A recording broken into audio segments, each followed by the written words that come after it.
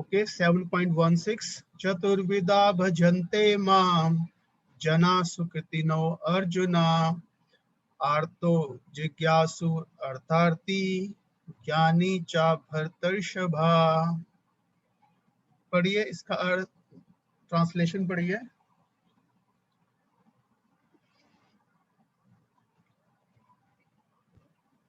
मैं पढ़ूं प्रभु जी? हाँ जी पढ़िए पढ़िए। हे भरत श्रेष्ठ, 4 प्रकार के पुण्यात्मा मेरी सेवा करते हैं, आर्त, जिज्ञासु, अभ्यर्थी तथा ज्ञानी। कृष्ण कह रहे हैं 7th चैप्टर जो चल रहा है, 7th चैप्टर में मुख्यतः हमने समझा कि भगवान ने अपने शक्तियों का ज्ञान दिया और कैसे बताया कि सब चीज का सार वो ही है, और इसलिए अल्टीमेटली हमें जो है उनका शरणागत होना चाहिए। तो जो अब लेकिन कृष्ण क्या बता रहे हैं कि 4 प्रकार के लोग जो हैं मुझे क्या करते हैं, शरणागति करते हैं, मेरी शरण में आते हैं। और कृष्ण क्या कह रहे हैं वर्ड, चतुर्विधा भजन्ते मां, भजन्ते मतलब कि मेरी भक्ति करते हैं, आते हैं, मेरी चैंटिंग करते हैं, मेरे मंदिर में आके दर्शन करते हैं, फूल चढ़ाते हैं, मेरे कीर्तन में नाचते भी हैं। हाँ, भजन्ते माम जना सुकृतिनो अर्जुना, इनके लिए वर्ड यूज कर रहे हैं सुकृत, सुकृत। इनको क्या कह रहे हैं, सुकृत कह रहे हैं।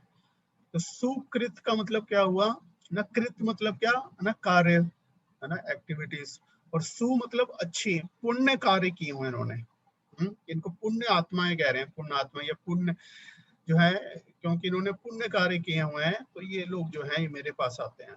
और क्या है वो 4 लोग, आर्त, आर्त मतलब क्या, जो कि डिस्ट्रेस में है, हाँ, जो कि कष्ट में है, टेंशन में है, डिप्रेशन में है, जो मानसिक कष्ट में है, तो मानसिक रूप से वो परेशान है बहुत ज्यादा, आर्तो।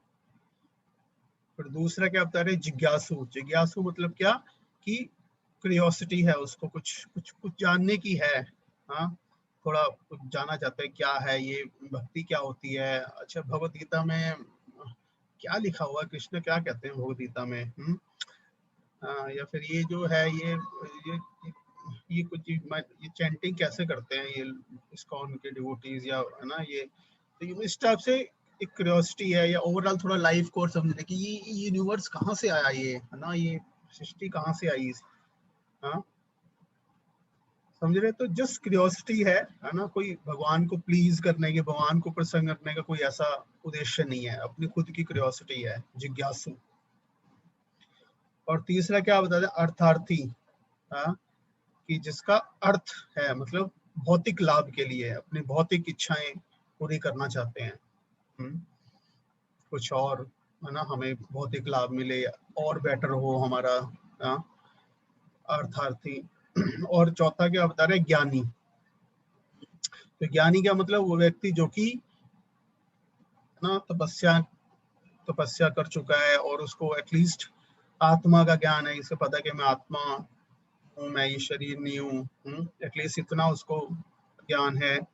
और उसके अलावा है ना, भगवान का भी ज्ञान है कि हाँ, एक परम पुरुषोत्तम भगवान है, हाँ, तो हमें ना उनकी पूजा करनी चाहिए, हाँ, तो इतना ज्ञान है। लेकिन और अभी है ना, लेकिन अभी सेवा करने का इच्छा नहीं है, सेवा करने की इच्छा नहीं है अभी, है ना।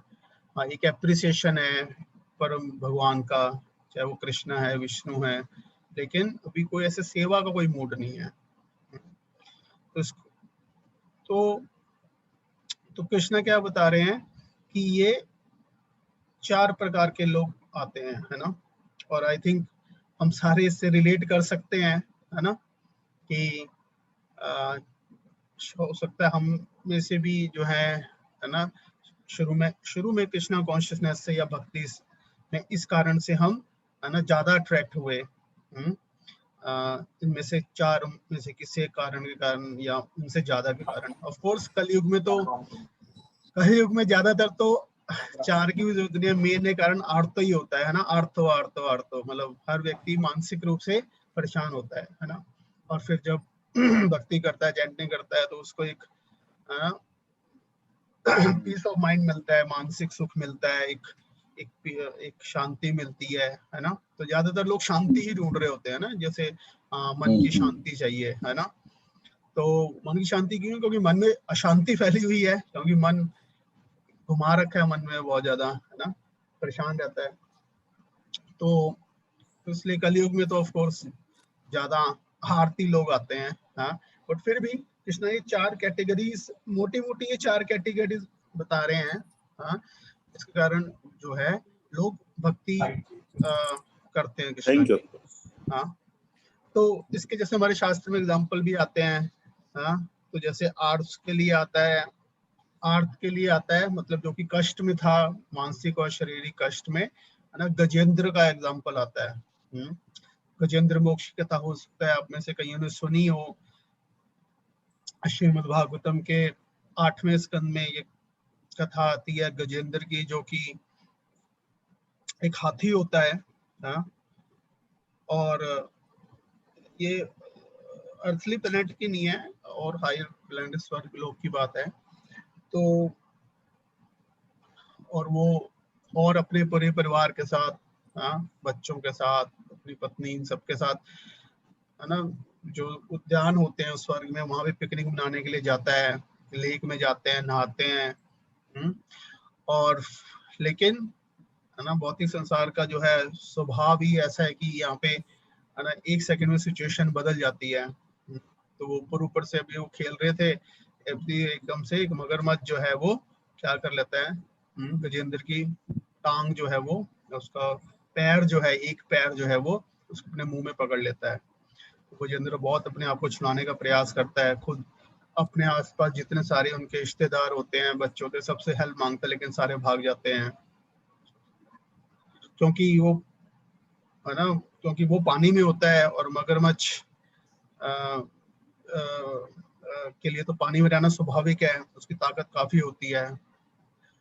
बहुत बहुत वर्षों तक जो है ये युद्ध दोनों के बीच में चलता है। लेकिन गजेंद्र जो है फिर वो अपनी ताकत जो है उनकी खत्म होनी शुरू हो जाती है, और फिर आकस्मिक एकदम से वो भगवान की शरण लेते हैं, और बहुत ही सुंदर स्तुतियां भगवान की बोलते हैं। ऑफ कोर्स जो गजेंद्र होते हैं वो एक पिछले जन्म में राजा होते हैं, राजा इंद्रद्युम्न, हाँ। और किसी शाप के कारण उनको हाथी का शरीर मिलता है, लेकिन पुरानी उनकी की हुई जो भक्ति है ना, वो उनकी संचित रहती है, और एक विशेष परिस्थिति में वो प्रकट हो जाती है। फिर बहुत सुंदर प्रार्थनाएं करते हैं, ऑफ कोर्स कष्ट से पार आने के लिए। लेकिन क्या जो आध्यात्मिक जो भक्ति इन्होंने पहले की, उसके कारण वो ये भी समझ जाते हैं कि अल्टीमेटली सिर्फ एक यही स्थिति प्रॉब्लम नहीं है, है ना, मतलब कि हमारा जो भौतिक अस्तित्व है वही प्रॉब्लम है एक प्रकार से, क्योंकि यहाँ कोई ना कोई प्रॉब्लम चलती रहती है। तो इस प्रकार से वो जो है फिर आगे प्रार्थना करके फिर भगवान आते हैं, और जो है गजेंद्र को मोक्ष, है ना, गजेंद्र को बचाते हैं। तो इस प्रकार से शास्त्र में एग्जाम्पल आता है आर्थ का, गजेंद्र का, किस प्रकार से मानसिक और शारीरिक कष्ट में उसने भगवान का शेल्टर लिया गजेंद्र ने। जिज्ञासु में आता है नैमिषारण्य के ऋषि, नैमिषारण्य में भागवतम में आता है पहले स्कंद में कि किस प्रकार से उन्होंने बहुत सारे कलयुग के शुरू में, है ना, हजारों जो है साधु जो है वहां पे इकट्ठे हुए नैमिषारण्य में एक यज्ञ करने के लिए, और वहां पे फिर जो है वहां पे, है ना, सुद गोस्वामी से वो प्रश्न पूछते हैं, कई सारे प्रश्न पूछते हैं कि, है ना, कि भगवान के जाने के बाद अब जो है धर्म का जो है ना, धर्म का जो है शेल्टर वो कैसे होगा, हाँ, धर्म की प्रोटेक्शन कैसे होगी, क्यों भगवान ने जो है अवतार लिया। इस प्रकार के 6 प्रश्न जो है वो अपनी जिज्ञासा को है वहां पे प्रकट करते हैं। तो वो डायरेक्टली भक्त नहीं थे, बस एक जिज्ञासा थी उनमें सूत गोस्वामी से प्रश्न पूछने की। और इसी प्रकार से अर्थार्थी में आता है ध्रुव महाराज की कथा, आप में से कईयों ने, है ना, सुनी होगी ज्यादातर ने, कि किस प्रकार से ध्रुव महाराज जो है वो उनके पिता होते हैं उत्तानपाद, और उनकी माता होती हैं सुनीति, दो माता, एक और सुनीति, और दूसरी कौन सी होती है? सुरुचि। हाँ, सुरुचि और सुनीति। हाँ, और फिर एक दिन प्रहलाद ध्रुव महाराज जो हैं वो अपने पिता की गोद में, है ना, जस्ट ऐसी प्रेम कारण से, हाँ, प्रेम वश अपने पिता की गोद में बैठना चाहते हैं, और जो है सुरुचि वो उनको बैठने नहीं देती है ईर्ष्या के कारण, है ना, और वहां से नीचे, है ना, कर देती है और बोलती है कि अगर तुम्हें अगर इस गोद में यहाँ पे बैठना है तो मेरे गर्भ से पहले, है, जन्म लेना होगा, लाइक दैट, है ना, मतलब बहुत ज्यादा गर्वित होके, घमंड से, और हाँ, और उत्तानपाद भी कुछ नहीं कह पाते। तो ध्रुव महाराज अपनी माता के पास जाते हैं, सुनीति के पास दृष्टांत बताते हैं, वो कहते हैं कि मैं भी कुछ नहीं कर सकती क्योंकि राजा जो है मुझे भी प्रेम नहीं करते, है ना, तो लेकिन ना आपको जो है वो, है ना, विष्णु के पास जाना चाहिए, वो आपके सारे जो है आपकी इच्छा को पूरा कर सकते हैं। ध्रुव महाराज के हृदय में बात आ जाती है कि ये मतलब जिस राज्य के लेके इतना गर्वित हो रहे हैं, मैं इससे भी बड़ा राज्य लेके दिखाऊंगा। तो ये इच्छा है। वो कहते हैं वो कहाँ मिलते हैं? वो कहते हैं वो जंगल में होते हैं, मैंने भी सुना है ऐसा। तो महाराज 5 वर्ष के होते हैं तभी निकल जाते हैं जंगल के लिए, है ना। तो इस प्रकार से वो अपने भौतिक जो है इच्छा की पूर्ति के लिए, ऑफ कोर्स उनको रास्ते में नारद मुनि मिलते हैं, और नारद मुनि जो है उनको विष्णु का मंत्र देते हैं, कृष्णा का मंत्र देते हैं, हम नमो भगवते वासुदेवाय, और फिर उसके उच्चारण के बाद धीरे धीरे उनका मन शुद्ध हो जाता है, और फिर जब भगवान के दर्शन होते हैं उनको, तो उनकी वो इच्छा नहीं रहती। और ज्ञानी में आता है 4 कुमार की कथा आती है। 4 कुमार हैं जो ब्रह्मा जी के 4 पुत्र हैं, तो वो बालक ही होते हैं, लेकिन वो पूर्णतः ब्रह्म के स्तर पे होते हैं और लिबरेटेड होते हैं, वो मुक्त अवस्था में होते हैं। लेकिन है ना, भगवान की एक बार जब वो, है ना, जाते हैं वैकुंठ में, तो भगवान के चरणों की से जो तुलसी की गंध आती है, उससे आकर्षित होके वो उसके भगवान के प्रति आकर्षण उनमें आ जाता है। तो इस प्रकार से ये 4 एग्जाम्पल भी आते हैं शास्त्र में, तो हम यहाँ पे देख सकते हैं। तो कहने का मतलब ये है, सिद्धांतिक तौर से हम ये समझना है यहाँ पे क्यों कृष्णा यहाँ पे चर्चा कर रहे हैं बेसिकली, है ना। तो कहने का मतलब ये है कि हम सबका जो उद्देश्य है और होना चाहिए, और जो कि कृष्णा ने बताया भी 18.6 में, वो होना चाहिए पूर्णतः भगवान को शरणागति करना। सिर्फ बाहरी मतलब अपने कार्यों में नहीं, लेकिन सबसे इम्पोर्टेंट चीज है सही भाव से। तो उसका मतलब क्या कि हमारी जो भक्ति होनी चाहिए वो क्या होना चाहिए, जिसको क्या कहेंगे हम, शुद्ध भक्ति होनी चाहिए। शुद्ध भक्ति, तो वो शुद्ध भक्ति क्या है उसके बारे में हम थोड़ा अभी चर्चा करेंगे। तो लेकिन कहने का मतलब है कि एक होगी शुद्ध भक्ति जो कि होनी चाहिए, जो कि गोल है, जो कि आइडियल है, जो कि सबको करनी है ना। और दूसरी है जो है कि, है ना, शुद्ध भक्ति या अशुद्ध भक्ति या मिश्रित भक्ति जिसको कहते हैं, मिश्रित भक्ति। हाँ, तो एक होगी शुद्ध भक्ति, एक होगी मिश्रित भक्ति।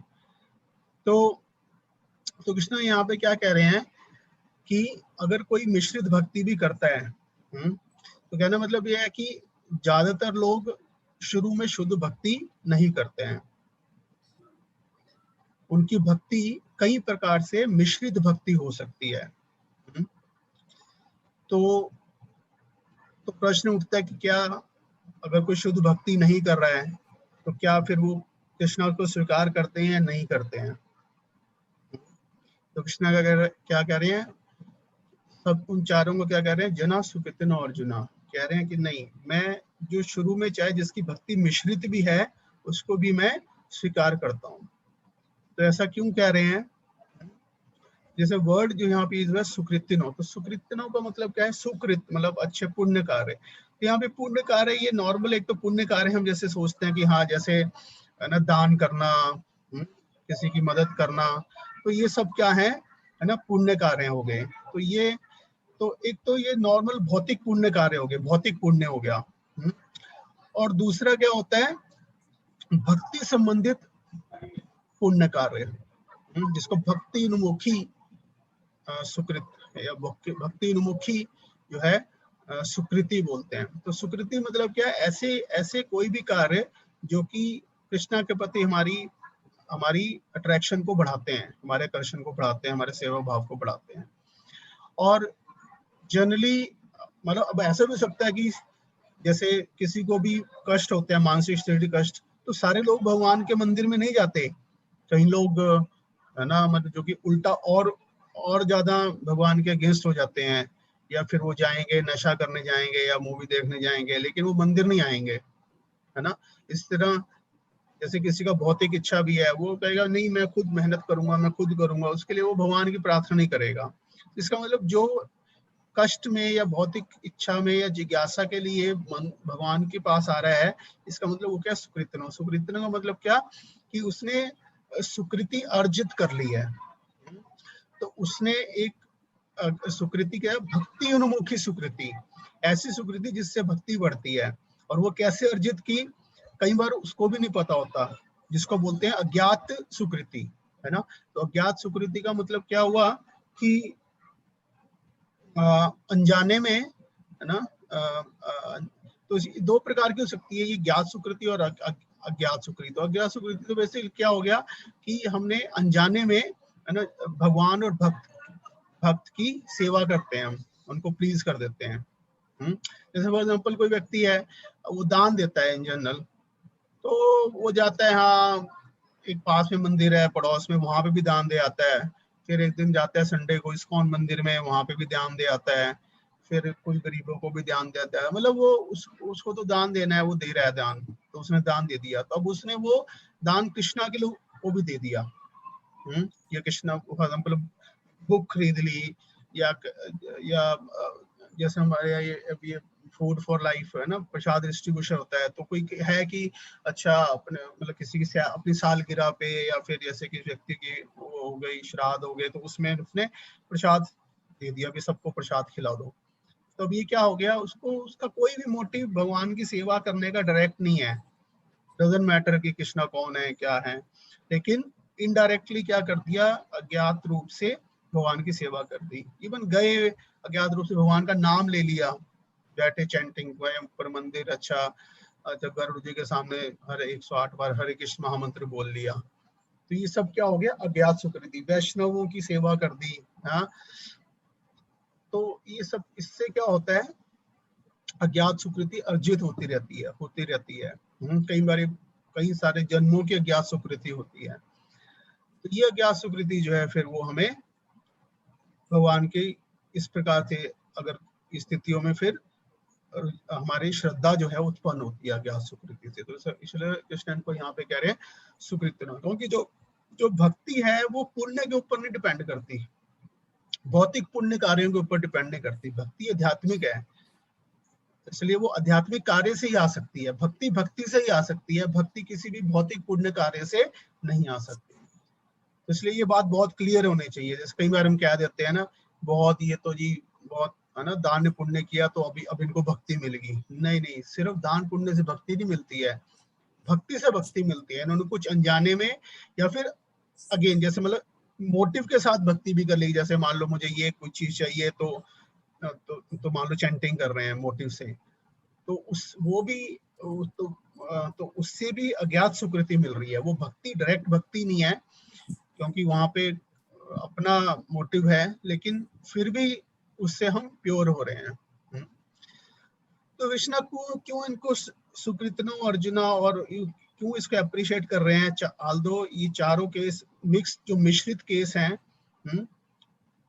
तो मिश्र का मतलब क्या हुआ, मिश्रण किस चीज का मिश्रण है ना। एक तो हो गया प्योर भक्ति, है ना, मतलब प्योर देसी घी हो गया, दैट इज प्योर भक्ति। और उसमें 3 चीजों का मिश्रण हो सकता है ना, कर्म ज्ञान और योग। कर्म ज्ञान और योग।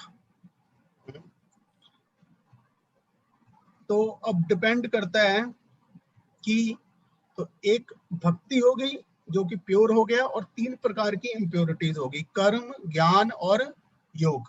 ओके, कर्म मतलब क्या कि भौतिक लाभ, मतलब मैं कार्य करना जिससे हमें भौतिक लाभ मिले। ज्ञान, ज्ञान का मतलब क्या कि अपने बुद्धि के द्वारा है ना समझने का प्रयास करना।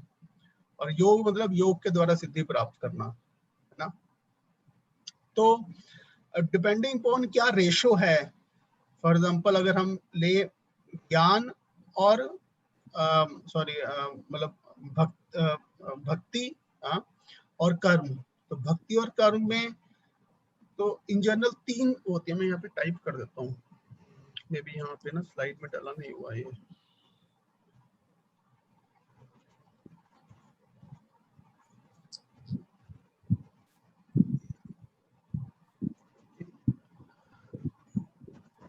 भक्ति ये सब गुणी भक्ति, प्रधानी भूति भक्ति और केवला भक्ति। तो ये 3 टाइप की भक्ति होती हैं। अब गुणी भक्ति क्या हो गया कि जिसमें कर्म की प्रधानता है, कर्म मेजर है और भक्ति सेकेंडरी है। प्रधानी भूति भक्ति में क्या है, भक्ति प्राइमरी है, साथ में थोड़ा कर्म है। केवला भक्ति मतलब क्या है, सिर्फ भक्ति है, प्योर भक्ति है। तो ये तीनों इस प्रकार से गुणी भूति ज्ञान भक्ति हो सकती है। तो इसी हिसाब से अलग अलग होते हैं। जैसे जिसका कर्म, जिसमें कर्म की मेन प्रधानता है उसको कर्मी कहेंगे, ओके। या फिर अगर ज्ञान के साथ है तो उसको ज्ञानी कहेंगे, और जिसके योग के साथ है उसको योगी कहेंगे। लेकिन प्रधानीभूति भक्ति जो है, जिसमें भक्ति की प्रधानता है, तो उसको बोलेंगे कर्म मिश्र भक्ति। कर्म मिश्र भक्ति, ज्ञान मिश्र भक्ति और योग मिश्र भक्ति, ओके। और केवला भक्ति तो प्योर भक्ति हो गई। तो ये सारी वैरायटीज ऑफ ये मतलब भगवदगीता में आती हैं। जैसे कर्म में के भी श्लोक आते हैं, ज्ञान के भी आते हैं, मतलब। तो ये जो यहाँ पे कृष्णा बता रही है 4 प्रकार के लोग, ये कौन है, ये कर्म मिश्र है। ये कर्म मिश्र, ज्ञान मिश्र और योग मिश्र। तो एक प्रकार से जो आर्तो, जिज्ञासु और अर्थार्थी, ये क्या हो गए, कर्म मिश्र हैं। इनका मतलब कि भौतिक इच्छा को पूरा करना है अपना। और ज्ञानी जो है वो ज्ञान मिश्र हो गया, ओके। तो ये इनमें अभी इनमें से किसी का भी जो पर्पस है वो केवल भक्ति है, शुद्ध भक्ति नहीं है। तो शुद्ध भक्ति का मतलब क्या होगा कि वहां पे सिर्फ कृष्ण की प्रसन्नता के लिए कार्य करना है। योग भक्ति क्या? हाँ, योग भक्ति, योग हाँ? भक्ति क्या है? योग से क्या तात्पर्य है? योग मिश्र भक्ति नहीं, योग का अर्थ क्या है? योग मतलब अष्टांग योग जो होता है ना, अष्टांग योग, तो भगवदगीता के 6ठे अध्याय में कृष्ण बताते हैं ना, अष्टांग योग, जहाँ पे परमात्मा के ऊपर वो मेडिटेट करते हैं, दैट इज योग। हाँ, मेडिटेशन लगा सिंपली अगर कहें, ओके। तो मतलब ये बहुत सारी वैरायटी हैं। मतलब कई बार हमें सिंपल लगता है कि कोई व्यक्ति मंदिर जा रहा है, सिर्फ ये नहीं कि वो मंदिर जा रहा है और वहां जाके चढ़ा रहा है कुछ, या सिंपली इवन चैंटिंग भी कर रहा है। तो ये सारा कुछ उसकी एक्टिविटी से ज्यादा उस एक्टिविटी के पीछे उसका जो फेथ है, उसकी जो नॉलेज है, उसके ऊपर डिपेंड कर रहा है। अभी चारों लोग ही मंदिर जा रहे हैं, आर्तो, जिज्ञासु, अर्थार्थी और ज्ञानी, चारों मंदिर में मिलेंगे, लेकिन चारों के मोटिव अलग अलग है। तो हो सकता है हम भी इनिशियल भक्ति में आते हैं तो हमारे motive may be just purely Krishna को प्लीज करना नहीं है ना। मे बी हम ऊपर से सकते हैं, yes that is also one part, इसीलिए तो जा रहे हैं क्योंकि कुछ अट्रैक्शन है। इसलिए मिश्र भक्ति है वो, ज्ञान मिश्र भक्ति, क्योंकि भक्ति है लेकिन साथ में अभी अपनी भी डिजायर है। या फिर भक्ति है लेकिन साथ में सिर्फ नॉलेज से कृष्णा को समझना चाह रहे हैं, तो ये है। हाँ, तो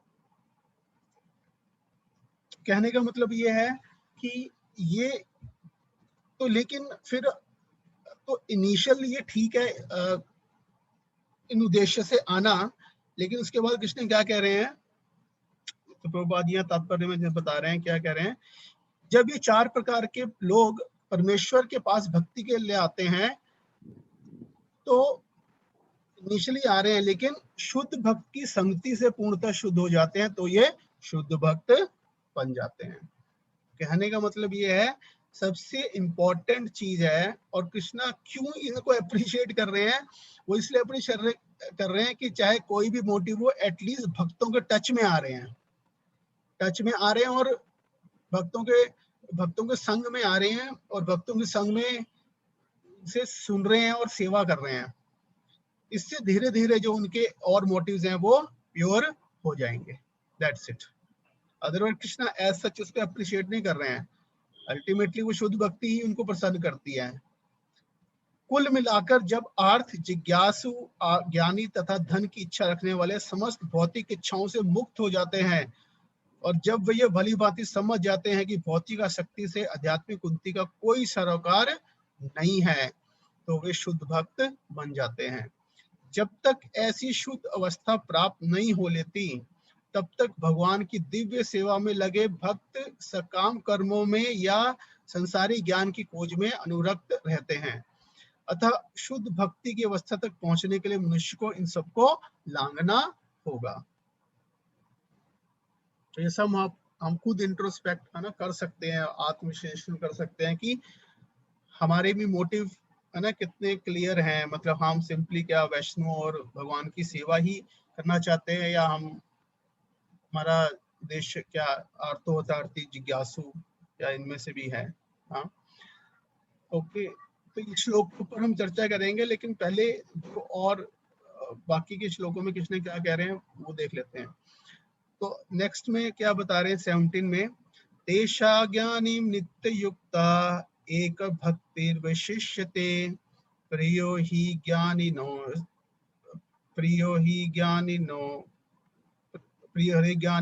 अत्यर्थम अहम स च मम प्रिया। पढ़िए जी प्रभु जी, ट्रांसलेशन पढ़िए। इनमें से जो परम ज्ञानी है और शुद्ध भक्ति में लगा रहता है वह सर्वश्रेष्ठ है, क्योंकि मैं उसे अत्यंत प्रिय हूँ और वह मुझे प्रिय है।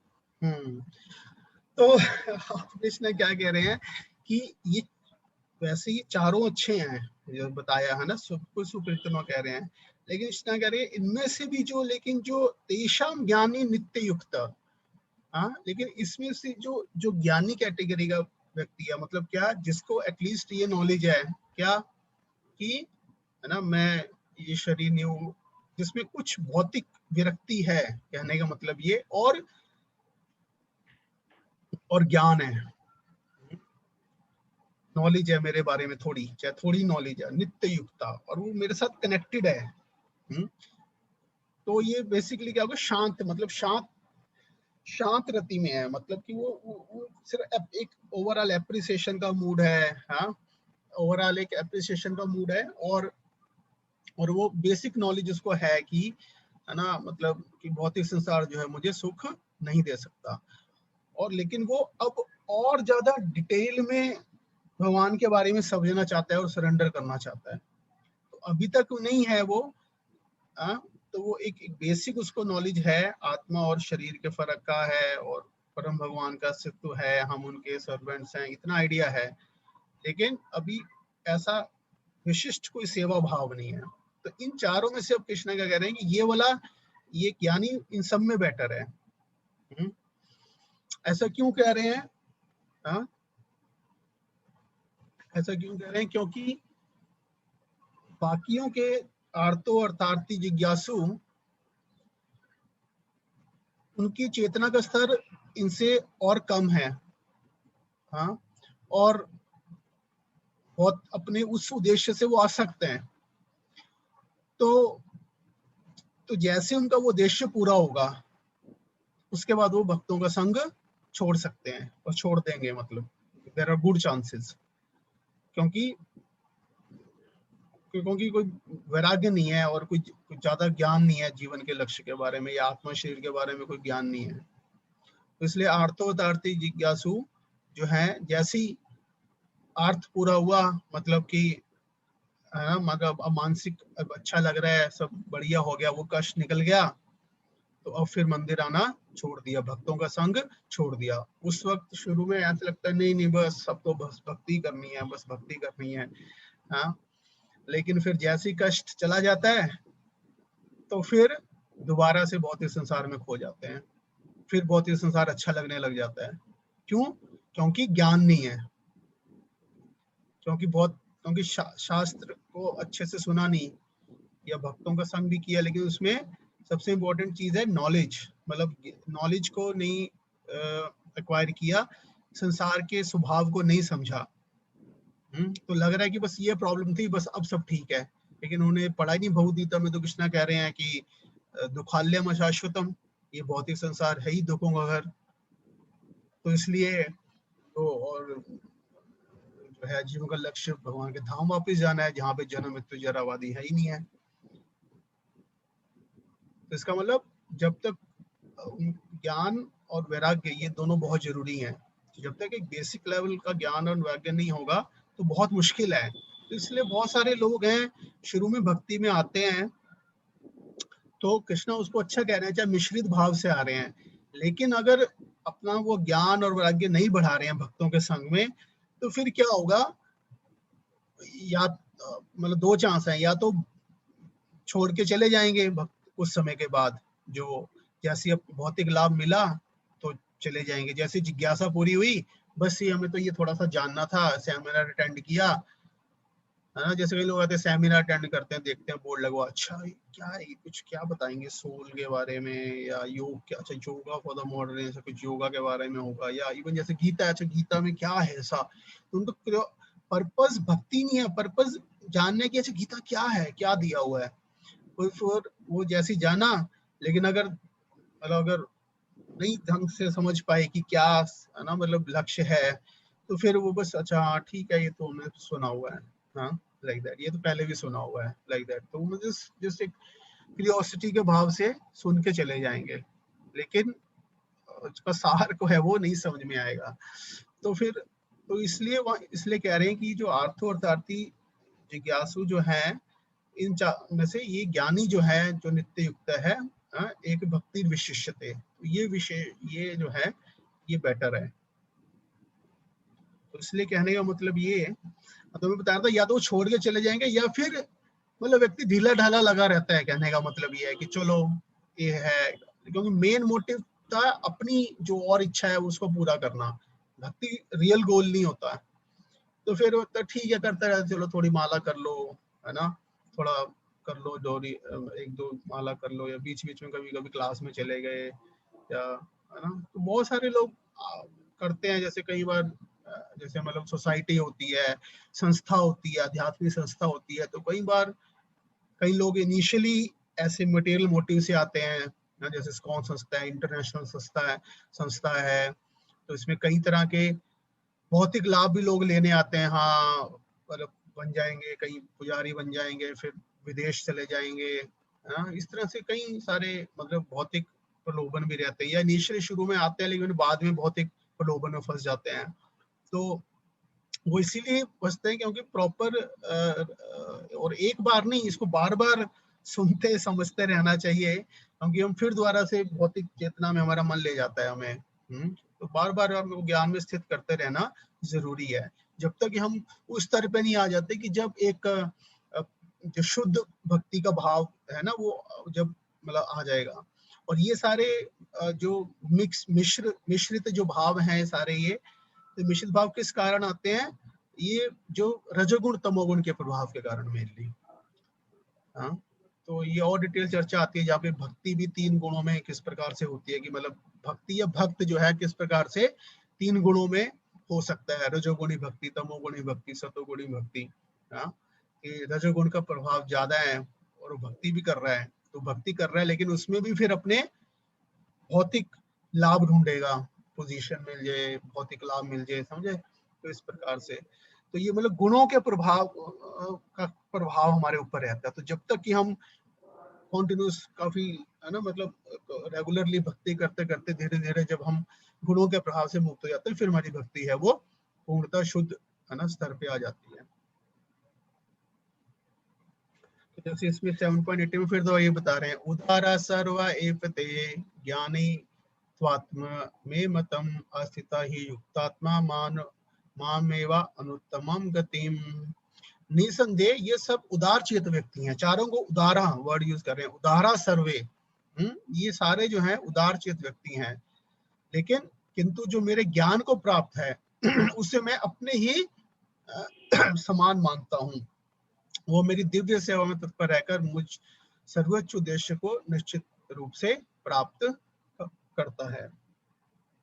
तो कहने का मतलब ये वही बात हम जो कह रहे हैं कि इसने चारों को उदार बता रहे हैं, लेकिन उसमें से जो जो नॉलेज में स्थित है, जो ज्ञान में स्थित है, उसको बेटर बता रहे हैं। तो और फिर 7.9 श्लोक में क्या बता रहे हैं, बहुनाम जन्मनानन्ते ज्ञानवान माम प्रपद्यते वासुदेव सर्वमिति स महात्मा सुदुर्लभा। पढ़िए जी, ट्रांसलेशन पढ़िए।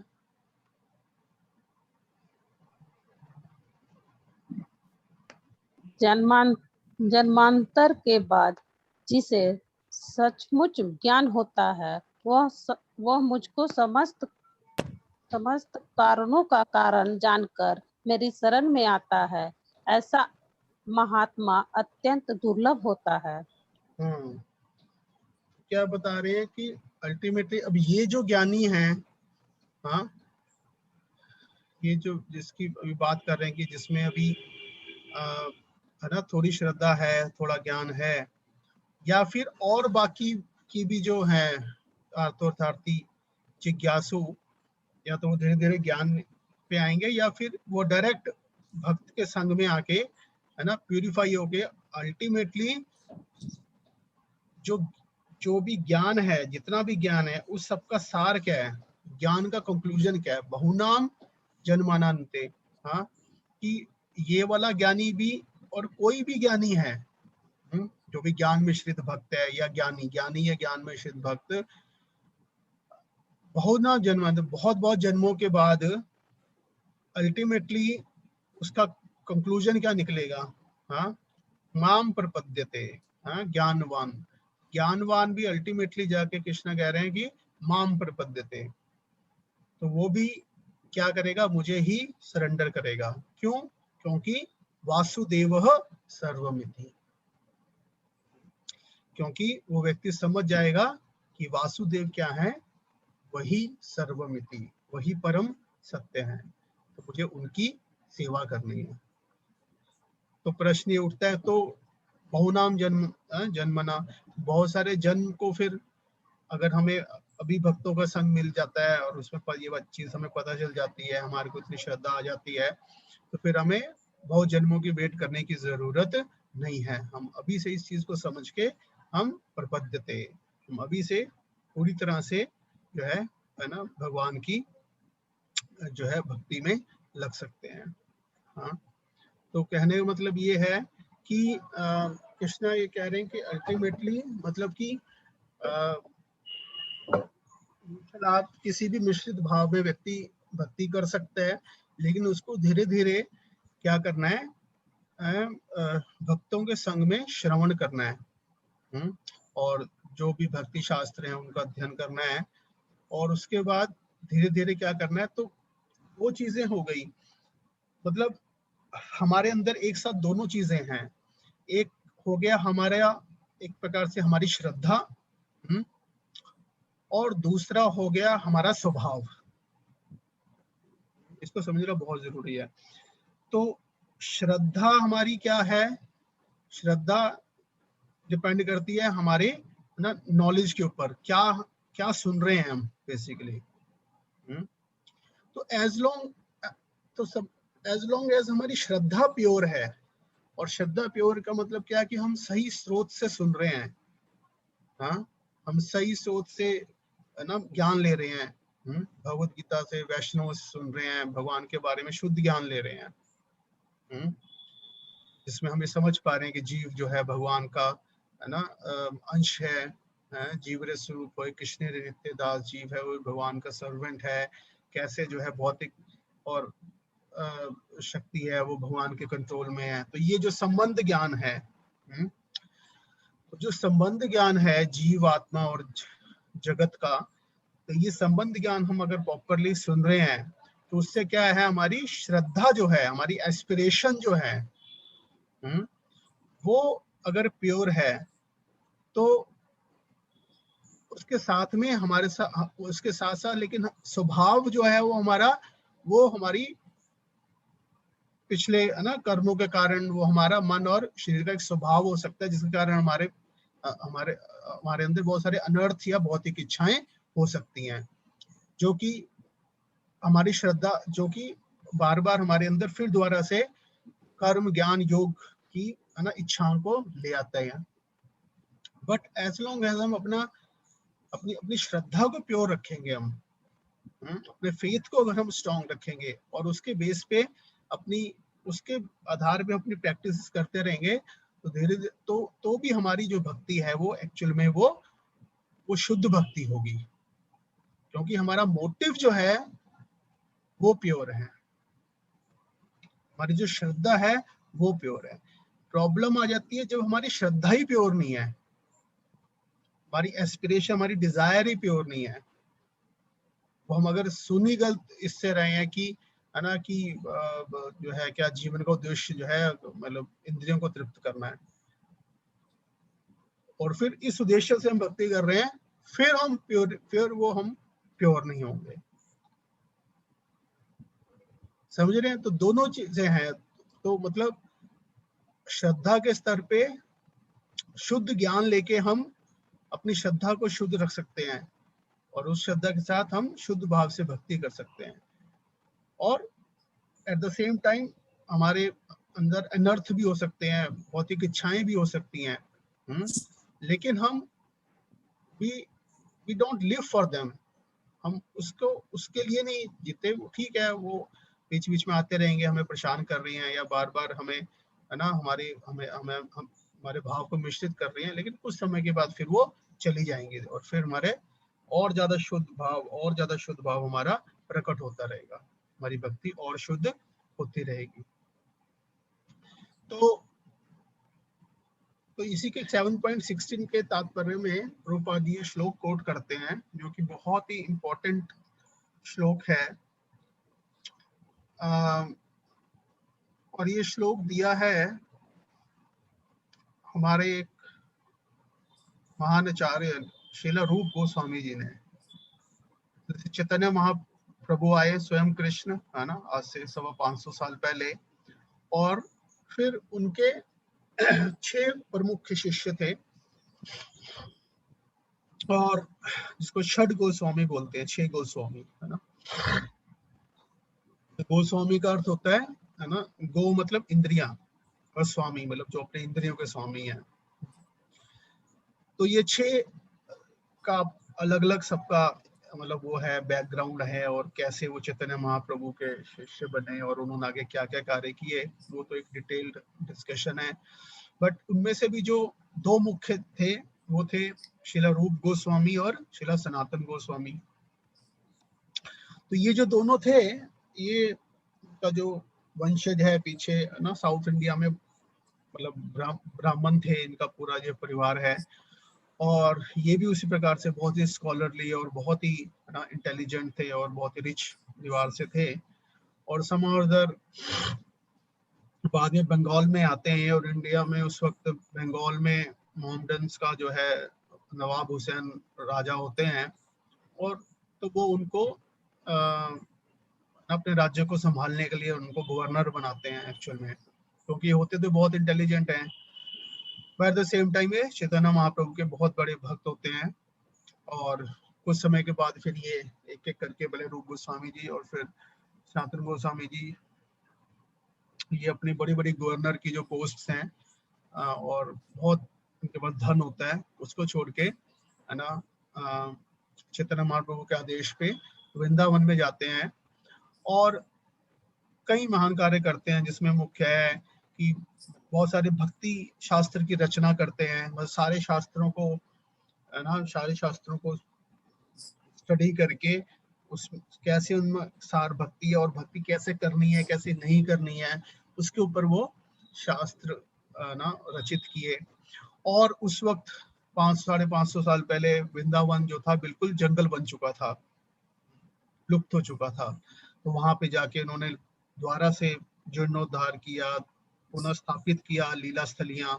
जो आज के समय हम वृंदावन देखते हैं वो सारा इन्हीं गोस्वामी ने द्वारा से स्थापित किया, मंदिर वहां पे बनाए। आज जो तकरीबन 5000 से ज्यादा मंदिर हैं और जितने लीला स्थलियां, राधा कुंड, श्याम कुंड, गोवर्धन, वो सब लीला स्थलियां उन्होंने द्वारा से खोजी और भी इसी प्रकार से किया। तो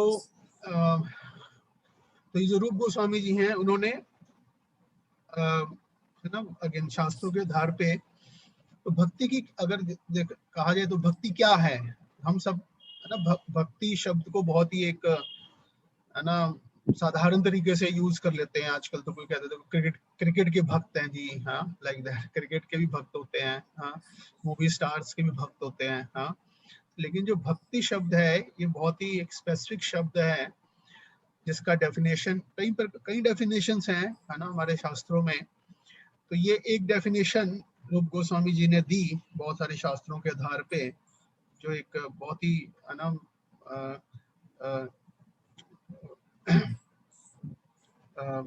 शुद्ध भक्ति की इन्होंने परिभाषा दी। जो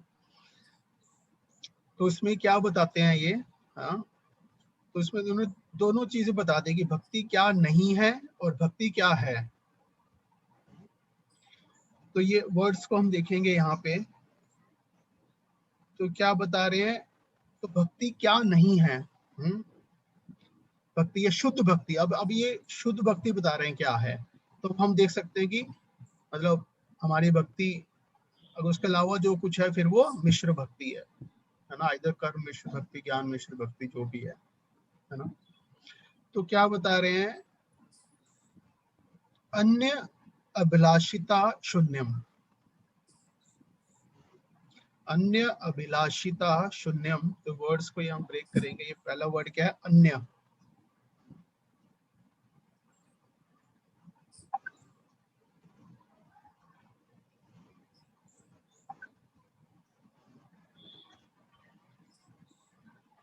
पहला वर्ड क्या है, अन्य।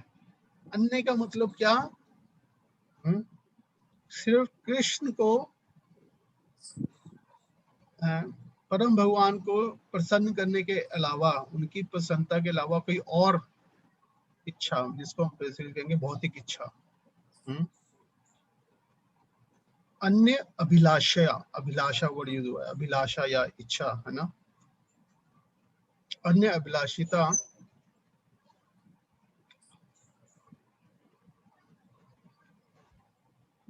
शून्यम।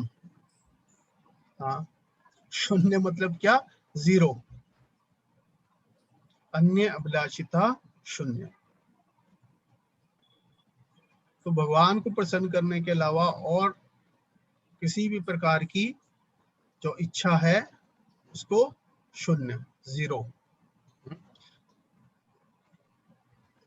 तो यहाँ पे शब्द यूज किया है उन्होंने, अभिलाषा के साथ साथ वर्ड यूज किया अन्य अभिलाषिता शून्यम, है ना। अभिलाषिता शून्यम का मतलब क्या हुआ, एक तो अभिलाषा का मतलब होगी सारी इच्छाएं, लेकिन अभिलाषिता का मतलब यहाँ पे क्या हुआ, सिर्फ ऐसी इच्छाएं जो कि अगर स्वयं के जीवन को है ना चलाने के लिए चाहिए, कम से कम वो इच्छाएं है ना।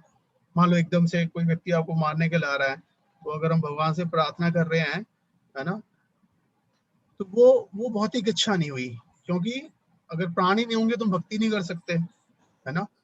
तो मतलब ऐसी एक्सेप्शनल सिचुएशन, हाँ, कि जहाँ पे हमारा जीवन ही खतरे में है, हाँ, तो उस स्थिति को छोड़ के उसके अलावा और भी किसी स्थिति में अपने लिए इच्छा करना, वो क्या होना चाहिए, अन्य अभिलाषिता शून्यम। और फिर दूसरा क्या, ज्ञान कर्म आदि। तो ज्ञान का मतलब क्या हो गया, जैसे हमने अभी पढ़ा कि शास्त्र का ज्ञान, है ना, खासकर कौन सा ज्ञान, कि जो कि भक्ति से संबंधित ज्ञान नहीं है। हाँ, उपनिषदिक ज्ञान जिसमें कि सिर्फ, है ना, निर्विशेष ब्रह्मन, आत्म, सब इसका चर्चा किया गया है। हाँ, तो ज्ञान और दूसरा कर्म। कर्म मतलब कई प्रकार के, जैसे हमारे शास्त्रों में भी कर्म कांड दिए गए हैं, कई प्रकार के रिचुअल दिए गए हैं, ड्यूटीज दी गई हैं। कर्म आदि। हाँ, तो कर्म आदि, उसके अलावा और भी योग वारा और जितना सब कुछ है आदि। अनावृतम, अनावृतम का मतलब क्या हुआ, आवृतम का मतलब वो ढका हुआ, है ना। अनावृतम मतलब उससे ढका नहीं होना चाहिए, भक्ति उस पे ढकी नहीं होनी चाहिए। कहने का मतलब ये है कि जहां तक ज्ञान और कर्म भक्ति को करने में हेल्प कर रहा है, वहां तक वो ठीक है, लेकिन भक्ति उससे ढकी नहीं होनी चाहिए। कहने का मतलब ये है कि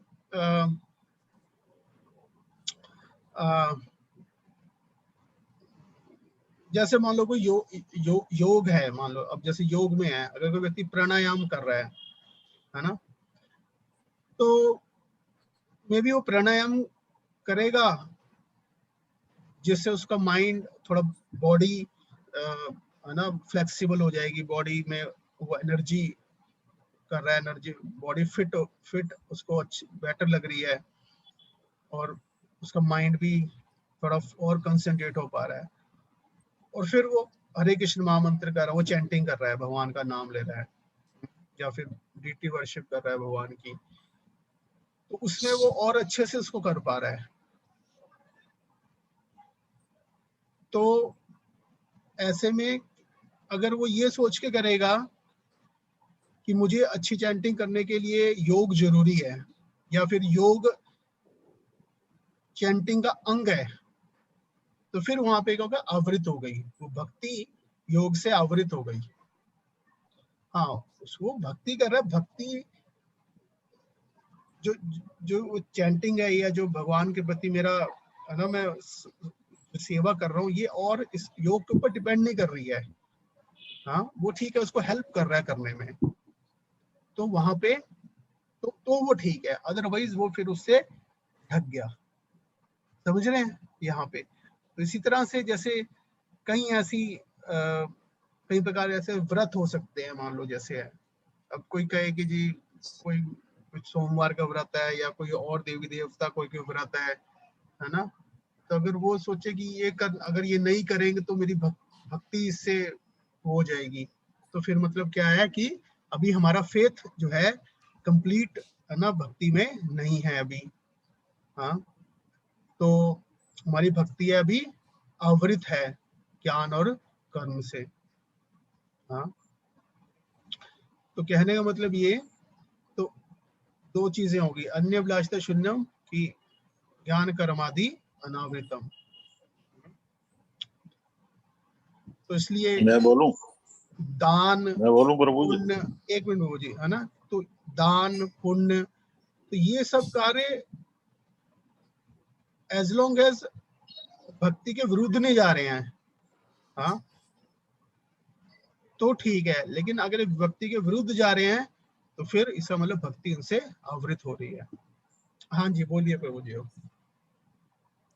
मैं जो समझा वो बता रहा हूँ, हाँ आप उसको करेक्ट करें कि श्री कृष्ण को प्रसन्न करने के अतिरिक्त किसी भी प्रकार की अभिलाषा नहीं हाँ होनी जी, चाहिए। हाँ, यानी समस्त अभिलाषाओं से शून्य व्यक्ति केवल और केवल श्री कृष्ण की प्रसन्नता के लिए कार्य करे, और उसका यह कार्य चाहे ज्ञान से संबंधित हो, चाहे कर्म से संबंधित हो, चाहे भौतिक इच्छाओं से संबंधित हो, सब इनसे शून्य होना चाहिए। केवल और केवल श्री कृष्ण को प्रसन्न करने के निमित्त किए गए कार्य, इच्छाएं होनी चाहिए। हाँ, हाँ, मतलब भगवान की प्रसन्नता मुख्य कार्य होना चाहिए, ये सब अपने अपने सेकेंडरी हैं। हाँ, कोई भी हम कार्य करते हैं, हाँ, किसी भी प्रकार की इच्छा करते हैं, हाँ कोई जी, भी किसी भी प्रकार का ज्ञान प्राप्त करते हैं, वे हाँ, सब श्री कृष्ण को प्रसन्न करने से संबंधित होने एग्जैक्टली, चाहिए। हाँ जी, हाँ जी, हाँ जी, ठीक है, हाँ जी, ठीक है, हाँ जी, यही है हाँ ना। जी, हाँ जी, हाँ जी, हाँ जी। धन्यवाद। हरे कृष्ण, बहुत अच्छा, हरे थैंक यू। कृष्ण। तो ये तो पहले बता दिया क्या नहीं होना चाहिए। तो इसको भक्ति का तटस्थ लक्षण बोलते हैं। और फिर जो गौण लक्षण या मुख्य लक्षण में क्या बता रहे हैं, क्या अनुकूलेनः, अनुकूलेनः कृष्णा अनुशीलनम, इसमें 3 वर्ड यूज हुए हैं। तो मतलब और वो जो भी हम भक्ति कर रहे हैं, वो कार्य कर रहे हैं, हम चैंटिंग कर रहे हैं, विग्रह की पूजा कर रहे हैं, भक्त की सेवा कर रहे हैं, तो वो क्या होना चाहिए, अनुकूलेनः, वो अनुकूल भाव से भी करनी जरूरी है। तो अनुकूल भाव से कहने का मतलब ये, इस चेष्टा से, इस भाव से कृष्ण इससे प्रसन्न हो। ठीक है, एक तो दोनों अनुकूल, दोनों पॉइंट व्यू से, मतलब कार्य भी अनुकूल होना चाहिए जो भगवान को प्रसन्न करे, है, और उस इस भाव को अंदर रखते हुए कि हे कृष्ण, कृष्ण इससे प्रसन्न हो, मतलब आप इससे, भगवान इससे प्रसन्न हो, इस भाव से भी करना जरूरी है। हाँ, क्योंकि अगर देखा जाए कि जैसे हम देखते हैं कृष्ण लीला में बहुत सारे ऐसे ना, इवन डेमंस थे, इवन कंस को देखेंगे हम, या शिशुपाल को देखेंगे। अब जैसे कंस को देखेंगे तो कंस तो क्या कर रहे थे, है ना, कंस भगवान का बहुत नाम ले रहा था। कृष्ण सोते हुए जागते हुए, हाँ, कृष्ण बहुत नाम ले रहा था, शिशुपाल भी कृष्ण का बहुत नाम ले रहा था। हाँ, तो लेकिन उसका जो भाव था वो क्या था, अनुकूल नहीं था। तो इसलिए जो कंस ने किया वो भक्ति नहीं थी। चाहे शिशुपाल कंस, उनको मुक्ति मिल गई, है ना, तो उनका जब मृत्यु हुई कृष्ण के, क्योंकि वो कृष्ण के संबंध में है, तो कृष्ण के संपर्क में जो भी आएगा वो प्योर हो जाएगा, एटलीस्ट मुक्ति तो उसको मिल जाएगी, खासकर ऐसे डीमंस को, है ना। तो लेकिन उनको भक्ति नहीं मिली, क्यों, क्योंकि उनका भाव जो था वो अनुकूल नहीं था। तो इसका कहने का मतलब यह कि अनुकूल भाव से वो भक्ति होनी चाहिए, और कार्य भी अनुकूल होना चाहिए कि हाँ, वो कृष्ण की इंद्रियों को वो संतुष्टि दे। तो अनुकूल भाव से और अनुकूल कार्य होना चाहिए। हाँ, और जैसे यशोदा माता को हम देखते हैं, यशोदा माता जैसे दामोदर लीला में हम देखते हैं कि यशोदा माता जो है कृष्ण को उससे बांध रही है, उखल से बांध रही है ना। तो अब कृष्ण को वो उखल के भाव उससे बांध रही हैं, तो लेकिन उनका जो मुख्य भाव क्या है, वो अनुकूल भाव है, कृष्ण की सेवा के भाव से बांध रही हैं वो। और फिर वर्ड क्या है, कृष्णा अनुशीलन, तो वर्ड यहाँ पे कृष्णा यूज किया है उन्होंने, है ना, गोस्वामी जी। तो कृष्णा शीलन का मतलब क्या, मतलब कि जो भक्ति है ना, वो सिर्फ कृष्ण के लिए ही की जाती है। बाकियों की हम पूजा कर सकते हैं, हाँ, देवी देवताओं की पूजा कर सकते हैं, आराधना कर सकते हैं, लेकिन जो भक्ति है, प्रेममय सेवा, वो सिर्फ कृष्ण या विष्णु, है ना, मतलब जो विष्णु तत्व है, तत्व पॉइंट ऑफ व्यू से, ऑफ कोर्स रस पॉइंट ऑफ व्यू से, चाहे मतलब राम है, नरसिंह भगवान है, विष्णु है, नारायण है और कृष्ण है, ये तत्व में सारे विष्णु तत्व हैं, लेकिन रस के दृष्टि से कृष्ण जो है वो जो है सेवा, जो प्रेममय संबंध है, उसमें रस का जो आस्वादन है वो कृष्ण के साथ सबसे उच्चतर है, क्योंकि 64 जो है गुण वो कृष्ण में है और विष्णु में 60 गुण होते हैं। तो इस प्रकार से, तो चाहे कृष्ण या विष्णु तत्व, तो कृष्ण और कृष्ण से संबंधित चीजें, चाहे वो कृष्ण के भक्त हैं, कृष्ण का तदिया, कृष्ण की मतलब सेवा में यूज होने वाली चीजें हैं, हाँ, तो वो सब जो है वो कृष्ण और उनके संबंध में। तो कृष्ण के सारे विस्तार, एक्सपेंशंस, विष्णु एक्सपेंशंस, और उनके भक्त, और उनकी सेवा में इस्तेमाल होने वाली सारी चीजें, ये सब इन सब का मतलब है कृष्ण। कृष्ण मतलब सिर्फ मतलब है ना, सिर्फ विग्रह नहीं है, या फिर कृष्ण मतलब व्यक्ति कृष्ण जो गोलोक श्याम सुंदर है, सिर्फ वही नहीं। ऑल्दो वो मतलब एज ए गॉड वैष्णव हमारे लिए कृष्ण मतलब वही जो श्याम सुंदर हैं, वो हाईएस्ट है राधा श्याम सुंदर, बट कृष्ण और उनके भक्त और एक्सपेंशंस भी इसमें इंक्लूड हैं। हाँ, तो कृष्णा फिर वर्ड के जो अनुशीलनम, अनुशीलनम, तो वर्ड अनुशीलनम का मतलब क्या हुआ? अनुशीलन करना। अनुशीलन का मतलब क्या हुआ कि जैसे किसी शीलन करना, जैसे जैसे कोई पौधा होता है, हाँ, तो पौधे को हम उसमें पानी देते हैं, है ना, खाद देते हैं जिससे वो बढ़ता है। तो कल्टीवेशन कहने का मतलब ये कि भक्ति क्या है? भक्ति एक एक्टिविटी है। नर्चर करना। भक्ति क्या है? एक्टिविटी है। भक्ति का मतलब इनएक्टिविटी नहीं है। तो वो एक्टिविटी कैसे क्या है? मतलब मन के द्वारा, बुद्धि के द्वारा, अपने इंद्रियों के द्वारा, कायन मनसा बुद्धिया, हाँ, तो इन सबको एक्टिवली कृष्णा की सेवा में यूज करना। तो जब हम अनुशीलन या कल्टीवेशन की बात करते हैं तो मतलब एक्शन हुआ, ना कि पैसिव मेडिटेशन। मतलब कि एक्टिवली अपनी इंद्रियों को भगवान की सेवा में लगाना। प्रभु जी एक प्रश्न है मेरा। हाँ जी, प्रभु जी, हरे कृष्णा प्रभु जी। हाँ जी। ये मनोधर्म का अर्थ क्या समझा है? हाँ, सकाम कर्म या मनोधर्म। हाँ, तो मनोधर्म क्या मतलब कि कहीं पर जैसे मतलब समाजी स्तर पे कई सारे लोगों ने अपने बहुत सारे धर्म बनाए होते हैं। इवन जैसे देश धर्म हो गया, अपनी जाति के प्रति धर्म हो गया, हाँ, तो बहुत सारे इस प्रकार के मनोधर्म होते हैं बेसिकली, जो कि जी आध्यात्मिक अच्छा। होते हैं। जैसे कि वो ऋषि भरत ऋषि थे जो हिरण के बच्चे के प्रति बहुत ही मतलब वो थे, प्रेममय थे, तो वो मनोधर्म कहलाएगा? हाँ, वहां पे उनको वो मनोधर्म आ गया था कि मतलब कि जो है ये जो है एक तरह से वो एक दया का धर्म उन्होंने दिखाया कि जो है ना, भक्ति से ज्यादा इम्पोर्टेंट जो है वो हिरण की बच्चे की रक्षा करना है। हाँ, तो वहां पे वो एक मनोधर्म ही था उनका कि उन्होंने अपने मन से अपना एक ड्यूटी बना लिया, और उसकी वजह से अपना भक्ति को निगलेक्ट कर दिया। तो अवृत हो गई उनकी भक्ति, जो थी वो अवृत हो गई उनके जी उस धर्म से। तो क्या करेंगे, मानवता का धर्म कह लो एक तरह से, हाँ, कि है ना, मुझे रक्षा करनी चाहिए, दूसरों की रक्षा करने का धर्म जो कह लो एक प्रकार से, जी जी, तो उसके उससे द्वारा बचना अवृत हो चाहिए। गई। हाँ, तो वो नहीं करना चाहिए जो भरत जी ने किया था, राजा भरत ने, हाँ, ऋषि। हाँ, कि भक्ति अपना परो धर्म को निगलेक्ट कर दिया, जी है ना। तो वही जहां तक वो उनके परो धर्म को डिस्टर्ब नहीं कर रहा है, या कम से कम उसमें सपोर्ट कर रहा है, वहां तक तो ठीक है। जब अपरा धर्म परो धर्म के लिए रुकावट बन जाए, है ना, तो फिर उसको त्याग देना चाहिए, है ना। तो प्रिंसिपल वही है ना जो शरणागति का है, भक्ति के जो अनुकूल है उसका स्वीकार करना, भक्ति के जो प्रतिकूल है उसको तिरस्कार करना। हाँ जी प्रभु जी।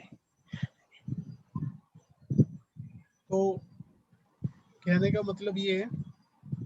तो अनुशीलनम की बात करें तो अनुशीलनम मतलब कि एक्शन, इंद्रियों के द्वारा, मन बुद्धि इंद्रियों के द्वारा कार्य में लगाना, प्रैक्टिकल सेवा में लगाना, सिर्फ मनन न करना। तो इसको क्या बता रहे हैं, भक्तिर उत्तमा, उत्तमा भक्ति इसको बोल रहे हैं, उत्तमा भक्ति। उत्तमा भक्ति मतलब टॉप मोस्ट भक्ति या शुद्ध भक्ति जिसको हम कह रहे हैं। अन्य अभिलाषिता शून्यम ज्ञान कर्मादि अनावृतम अनुकूलेन कृष्ण अनुशीलना भक्ति उत्तमा। ये डेफिनेशन जो है मनुष्य का चाहिए, परम कृष्ण परमेश्वर कृष्ण की दिव्य प्रेमा भक्ति किसी सकाम कर्म या अथवा मन द्वारा भौतिक लाभ की इच्छा से रहित होकर करे, यह शुद्ध भक्ति कहलाती है। मेरा एक प्रश्न है प्रभु हाँ जी। जी, हाँ जी प्रभु जी। सामान्यतः मैं तो ये कहूँगा लगभग 100% लोग जो हाँ जी, हाँ जी। 16वां श्लोक है उसी के आधार पर भक्ति में आते हैं, यानी कि आर्त जिज्ञासु अर्थार्थी या ज्ञानी। हाँ, सही बात है। अब इसके बाद उन्होंने भगवान ने कहा है कि जन्म जन्मांतरों तक, कितने पता नहीं कितने जन्म जन्मांतरों तक वो मेरी भक्ति करेगा तो उनमें से कोई एक विरला व्यक्ति शुद्ध भक्ति में आएगा। तो ये कैसे पता लगे भाई हमने पूरे जन्म में भक्ति की है नहीं की है, या हमें इस जन्म में शुद्ध भक्ति में आ भी पाएंगे नहीं आ पाएंगे? तो ये तो बहुत निराशाजनक बात है। नहीं, निराशाजनक यहाँ पे जनरल प्रोसेस में कह रहे हैं कि जो एक इनडायरेक्ट पाथ जो है, जो एक नॉर्मल वैदिक पाथ है ना, जिसमें कर्म योग, कर्म कांड, कर्म योग, ज्ञान योग, उसमें व्यक्ति धीरे धीरे आगे बढ़ते हुए फिर वो भक्ति योग तक पहुंचता है। लेकिन अगर हम भक्तों का संग करते हैं और भक्तों के संग में शुद्ध भक्ति श्रवणम कीर्तनम नवबधा भक्ति का पालन करते हैं तो हम जल्दी आ जाएंगे। जैसे चैंटिंग करते हैं हम, चैंटिंग कहाँ मिलते हैं ऐसे लोग, ऐसे लोग जो शुद्ध भक्ति में आते हैं? मुझे नहीं लगता कि वो इन 4 जो प्रारंभिक अवस्थाएं हैं उनको पूरी तरह से त्याग चुके हैं।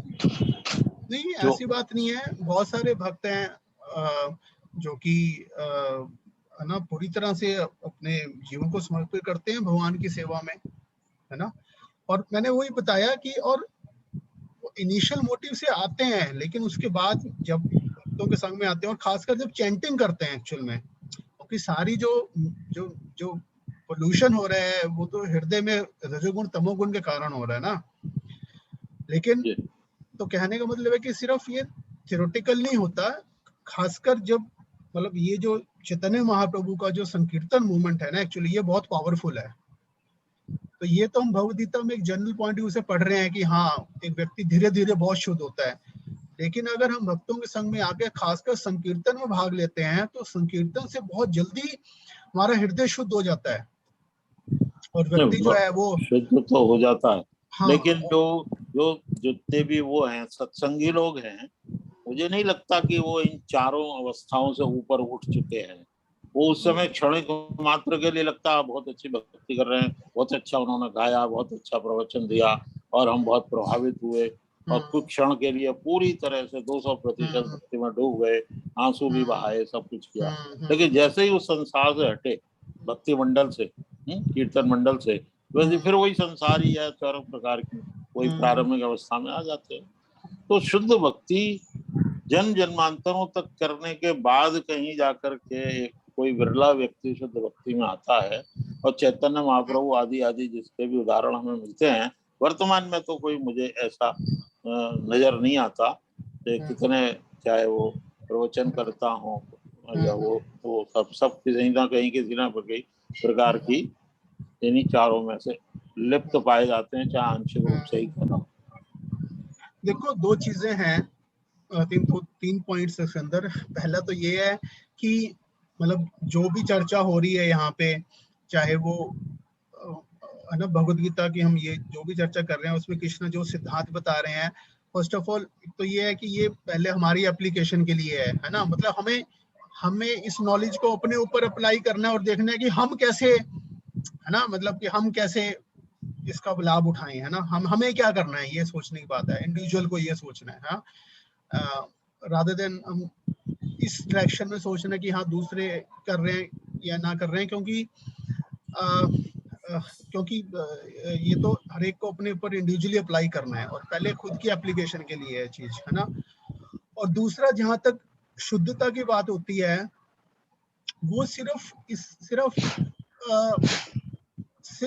ऑफ कोर्स वो एक फैक्टर होता है, लेकिन सिर्फ यही फैक्टर नहीं होता कि जो सिर्फ अच्छा प्रवचन दे सके या जहाँ पे ज्यादा भीड़ हो गई है तो इसका मतलब वो शुद्ध है हो भी वो तो मैं सकता कह है, ही नहीं रहा। नहीं हो भी सकता, जैसे आप कह रहे हैं ना, अभी बड़ा अच्छा जैसे कोई लेक्चर भी दे रहा है और कीर्तन भी किया, मे बी उसके अंदर भाव भी कुछ नजर आ रहे हैं, मान लो आंखों से आंसू आ रहे हैं, लाइक दैट, है ना, मतलब जैसे क्षणिक होता है। हाँ, तो कहने का मतलब मेरा ये है कि ये जो पॉइंट्स जैसे भी आप बता रहे हैं, या फिर जनरली जिस पॉइंट ऑफ व्यू से व्यक्ति है ना भक्ति को देख रहा है, तो ये कोई शुद्धता के लक्षण कोई जरूरी नहीं है। कहने का मतलब ये है, हो भी सकते हैं, नहीं भी हो सकते, है ना।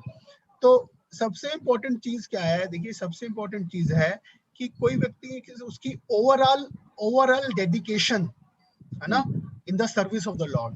तो भगवान की सेवा में ओवरऑल एक डेडिकेशन, सिंसेरिटी से व्यक्ति लगा हुआ है, that is the most important thing.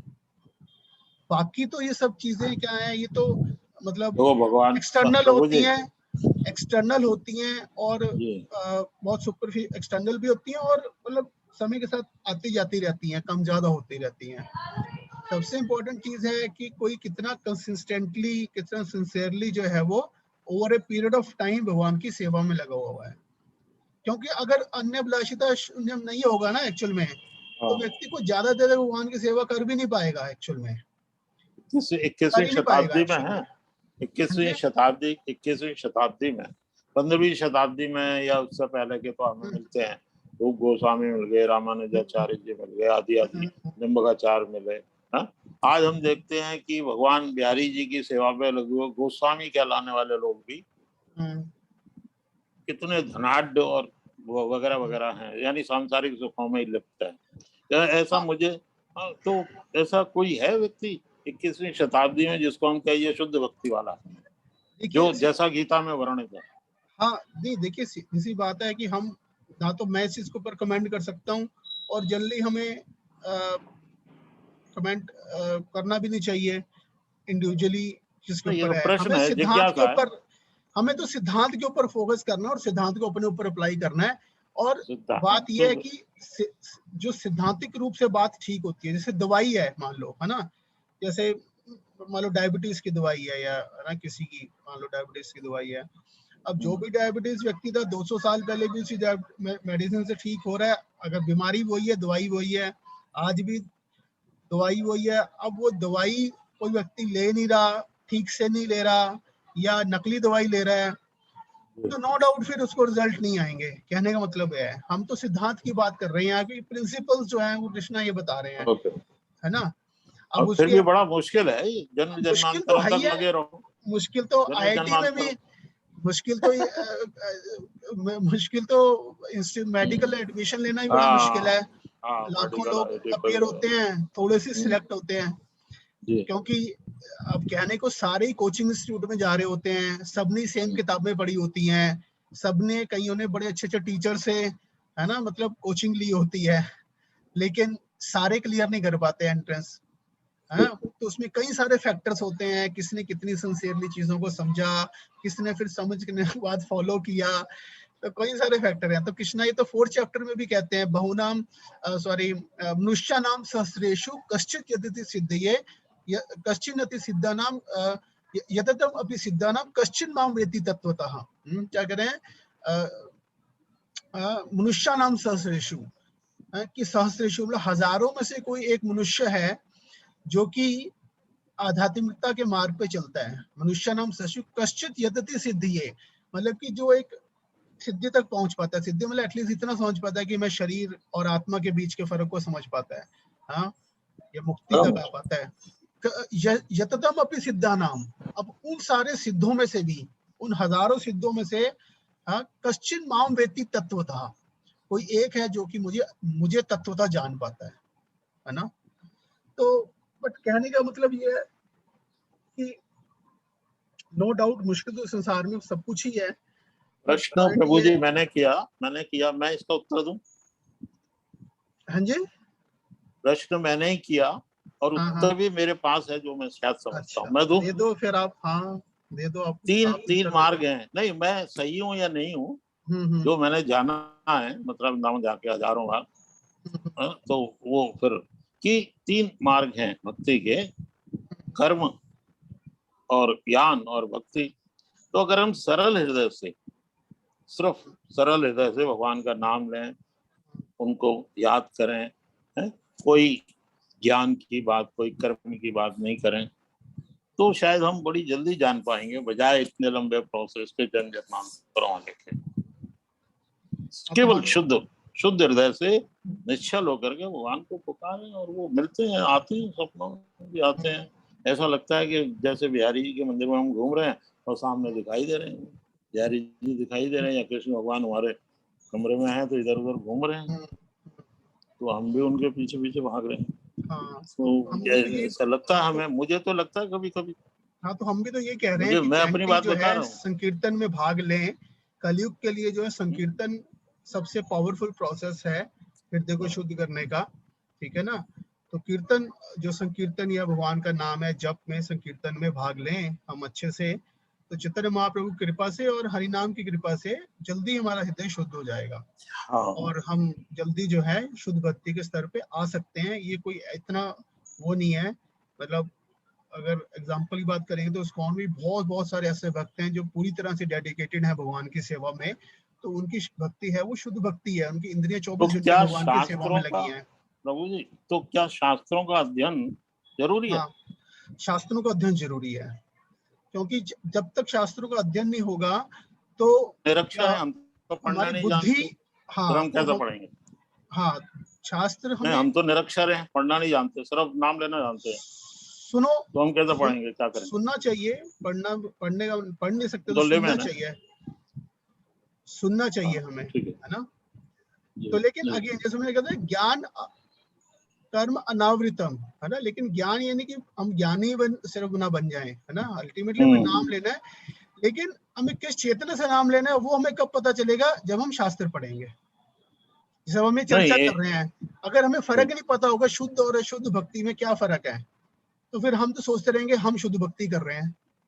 तो ये जब तक अगर हम आचार्यों द्वारा दिए गए, है ना, जो भक्ति ज्ञान है उसको समझेंगे नहीं, तो हम, हमारी बुद्धि, हमारा विवेक कैसे डेवलप होगा?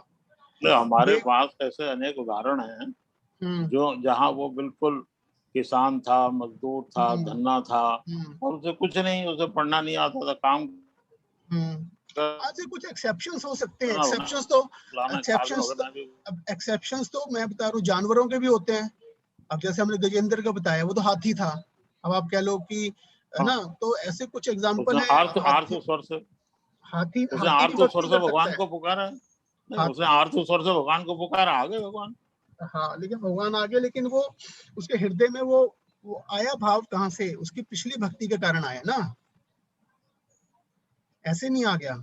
तो कहने का मतलब ये है कि ज्ञान हमें चाहिए, इतना ज्ञान चाहिए कि हम विवेक बना सकें कि हमें भक्ति क्यों करनी है और भक्ति कैसे करनी है, कैसे नहीं करनी है। वो एक बेसिक नॉलेज हमें चाहिए होगी। नहीं तो क्या होगा, हमारी प्रैक्टिस जो है भक्ति की, वो क्या हो सकती है? अगेन वही बात है कि उसके वो अशुद्ध रह सकती हैं, और हम फर्क भी नहीं कर पाएंगे, पहचान भी नहीं पाएंगे कि क्या शुद्ध है क्या अशुद्ध है। ये कहने का मतलब है एटलीस्ट उतनी बेसिक नॉलेज हमें होनी चाहिए कि जैसे चैंटिंग है, अब आपको अब कहने का हम कह सकते हैं वो चैंटिंग लेनी है, भगवान का नाम लेना है, लेकिन उसको भी करने की कुछ चीजें हैं, मतलब कुछ चीजें हैं कि चैंटिंग में हमें अवॉइड करनी है। जैसे 10 नाम अपराध हैं। हाँ, अब शास्त्र पद्म पुराण में 10 नाम अपराध दिए हुए हैं। अब जब हम कह रहे हैं कि हम भगवान का नाम लें, चैंटिंग करें, तो हमें वो 10 नाम अपराधों को से भी बचना है। अगर हम अपराध युक्त नाम लेते रहेंगे, हमारी चैंटिंग का कोई फायदा नहीं होगा। तो लेकिन अगर हम 10 नाम अपराध के बारे में हमें पता ही नहीं होगा, हमने सुना ही नहीं होगा, और हम अपनी चैंटिंग भी कर रहे हैं और साथ में वो 10 नाम अपराध भी करते जा रहे हैं, तो फिर ऐसी चैंटिंग का हमें कोई ज्यादा फायदा नहीं होने वाला है। तो हमें अपराध युक्त नाम नहीं लेना, हमें अपराधों से बचते हुए मुक्त नाम लेना है। लेकिन उसके लिए हमें पढ़ना पड़ेगा, सुनना पड़ेगा 10 नाम अपराध के बारे में। इसी प्रकार से सेवा अपराध होते हैं, भगवान की विग्रह सेवा करते हैं, उसके अंदर सेवा अपराध होते हैं।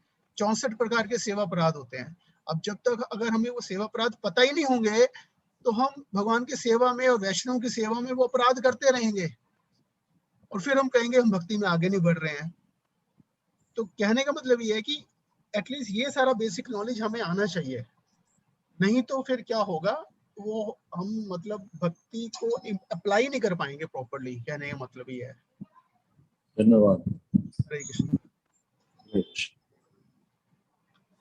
तो प्रभु जी, एक ये अम्बरीश महाराज जी शुद्ध भक्त थे। हाँ, अम्बरीश महाराज शुद्ध भक्त थे। अच्छा। अम्बरीश महाराज इतने शुद्ध भक्त थे कि जब वीरभद्र था, क्या नाम था, हाँ, वीरभद्र को ही जब दुर्वासा मुनि ने प्रकट कर दिया वहां पे अम्बरीश महाराज को उनकी हत्या के लिए, दंड देने के लिए उनको, तो अम्बरीश महाराज ने अपने प्राणों की रक्षा के लिए भी उन्होंने प्रार्थना नहीं की। मतलब वो उसका भी, जैसे हम अन्य अभिलाषिता की बात कर रहे थे, तो इन्होंने उसके लिए भी कोई प्रार्थना नहीं की अपने लिए। तो उनका वो स्तर था। तो इसलिए अम्बरीश महाराज तो भगवान के शुद्ध भक्त थे। और हम देखते हैं फिर किस प्रकार से मतलब भगवान विष्णु ने उनको बचाया भी। तो कहने का मतलब ये है कि जैसे मैं बीच में बात की थी कि अपनी श्रद्धा या बीज जो है, हमारी श्रद्धा का बीज है, उसको शुद्ध रखना जरूरी है। और वो रहेगा हम रेगुलर श्रवण कीर्तन, मतलब हम अपराधों से बचते हुए भगवान का नाम लेंगे, श्रवण करेंगे, उससे हमारा जो फेथ है, हमारी जो श्रद्धा है, वो शुद्ध रहेगी। तो और हम अनर्थों को और अपने मटेरियल जो डिजायर्स है, मटेरियल मोटिव्स को देख पाएंगे। समझ रहे हैं? देख पाएंगे। जैसे ध्रुव महाराज थे, ध्रुव महाराज जंगल में गए, जंगल के लिए जाने लगे, नारद मुनि भी उनको मिल गए, नारद मुनि ने उनको दीक्षा भी दे दी, और उन्होंने नारद मुनि के द्वारा बताई हुई जो विधि थी, वहां पे उन्होंने विग्रह भी बनाया, तपस्या भी की, ओम नमो भगवते वासुदेवाय का उन्होंने क्या किया, मंत्र उच्चारण भी किया। हाँ, वो सब उन्होंने किया। लेकिन जब तक वो कर रहे थे, तब भी उनके माइंड में वही चल रहा था कि मुझे राज्य लेना है। हाँ, जब भगवान प्रकट नहीं हुए और भगवान ने अपना क्या किया, भगवान ने अपना शंख जो है अपना उनके टच कर दिया, उनके सिर के ऊपर टच कर दिया। तो जैसे ही उन्होंने टच किया, तभी क्या हुआ, सारी जो उनकी है ना वैदिक ज्ञान जो था सारा उनमें प्रकट हो गया, और सारा जो मटेरियल डिजायर्स थी उनकी वो खत्म हो गई। तब वो देख पाए एक्चुअल में। हाँ, तब वो देख पाए कि ये मैं क्या कर रहा था। मैं वो श्लोक पढ़ के सुनाता हूँ, वो बड़ा अच्छा उन्होंने प्रार्थना की महाराज ने। दिखाता हूँ आपको।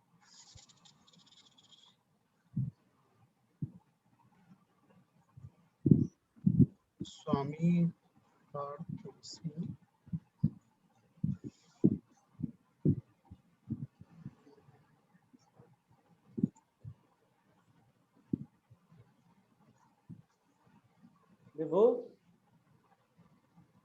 हाँ, मैं शेयर करता हूँ।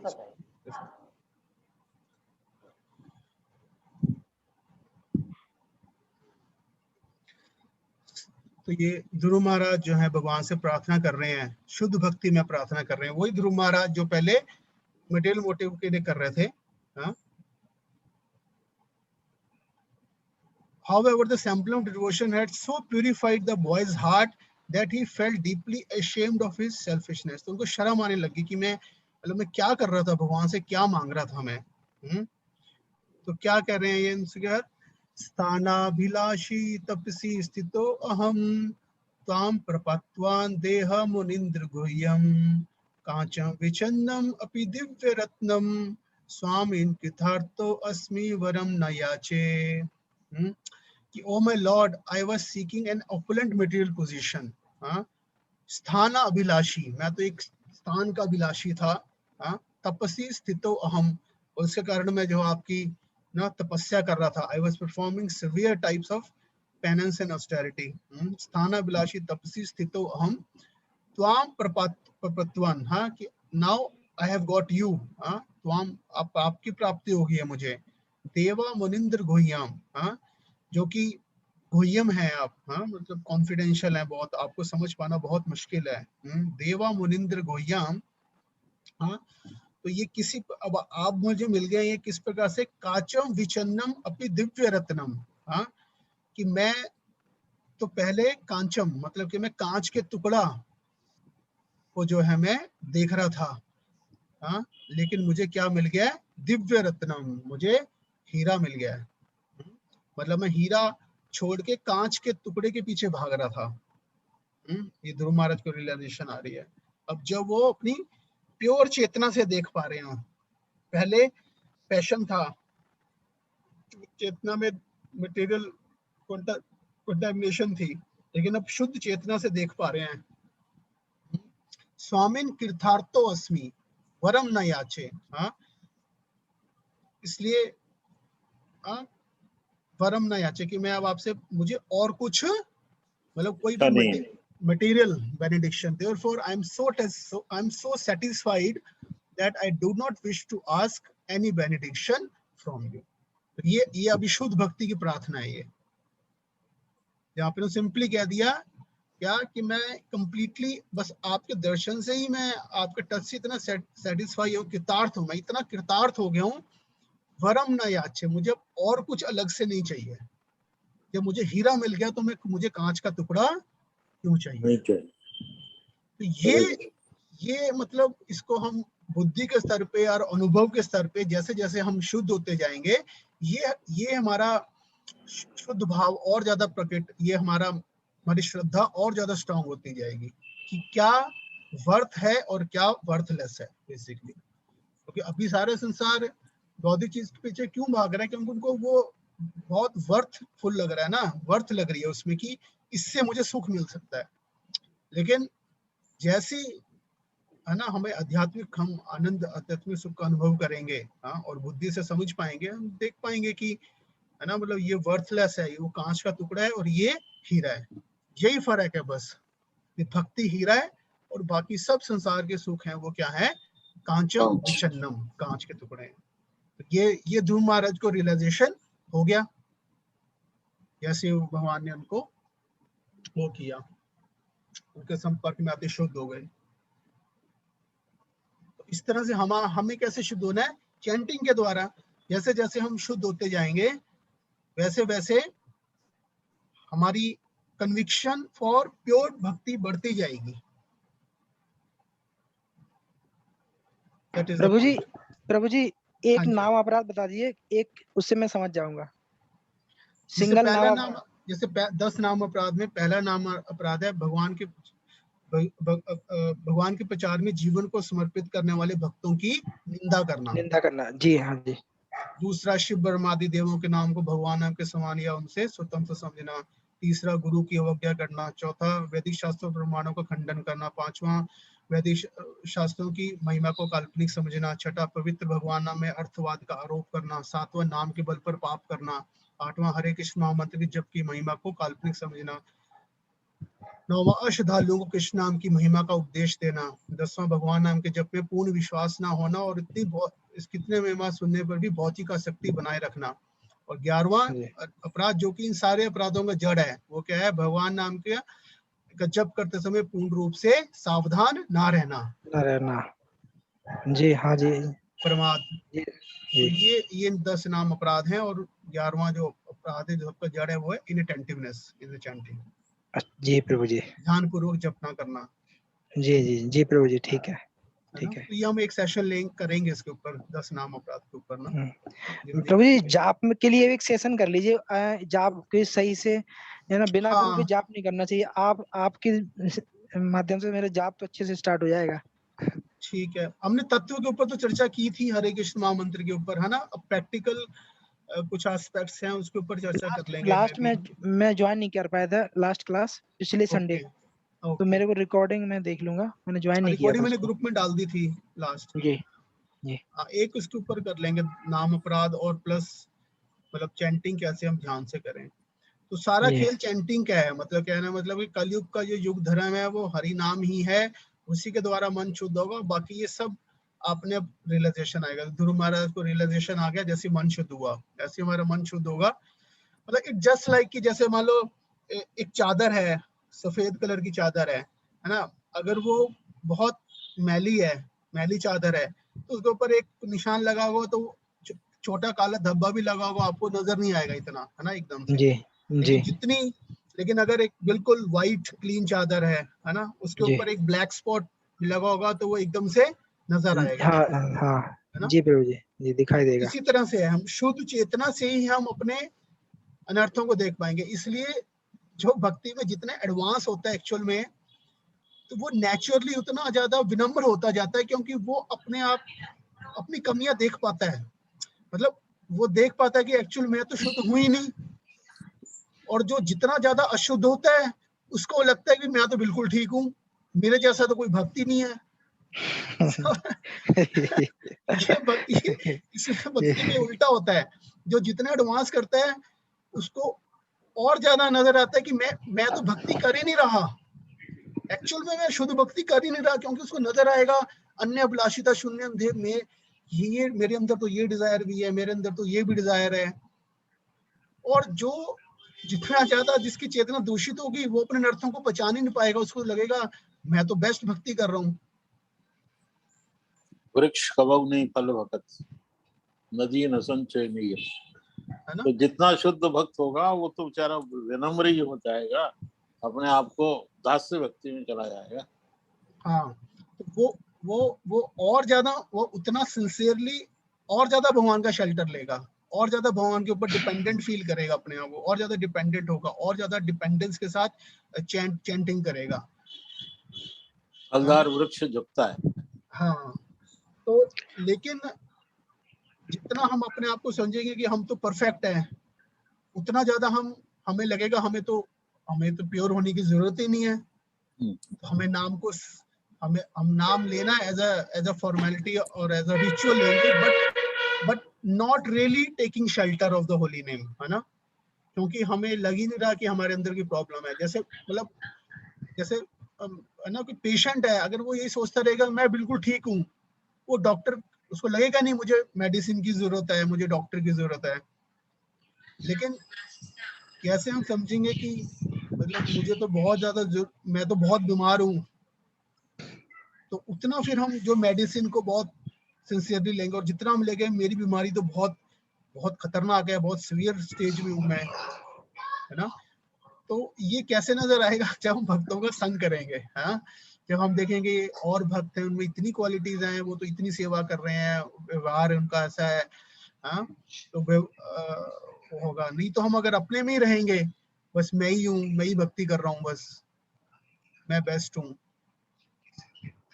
तो फिर वहां पे हमें नजर नहीं आएगा। लेकिन जब हम भक्तों के संग में जाके सेवा करते हैं, तो वहां पे फिर हम ये सीखते हैं, और हमें अपने नर्थ नजर आते हैं एक्चुअल में, और दूसरों की क्वालिटी नजर आती है, हमें नजर आती है मेरे अंदर तो ये डिवोशन क्वालिटी है ही नहीं।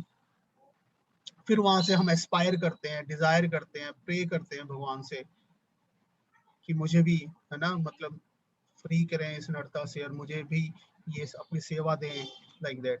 फिर वहां से रियल एक्चुअल में भक्ति स्टार्ट होती है।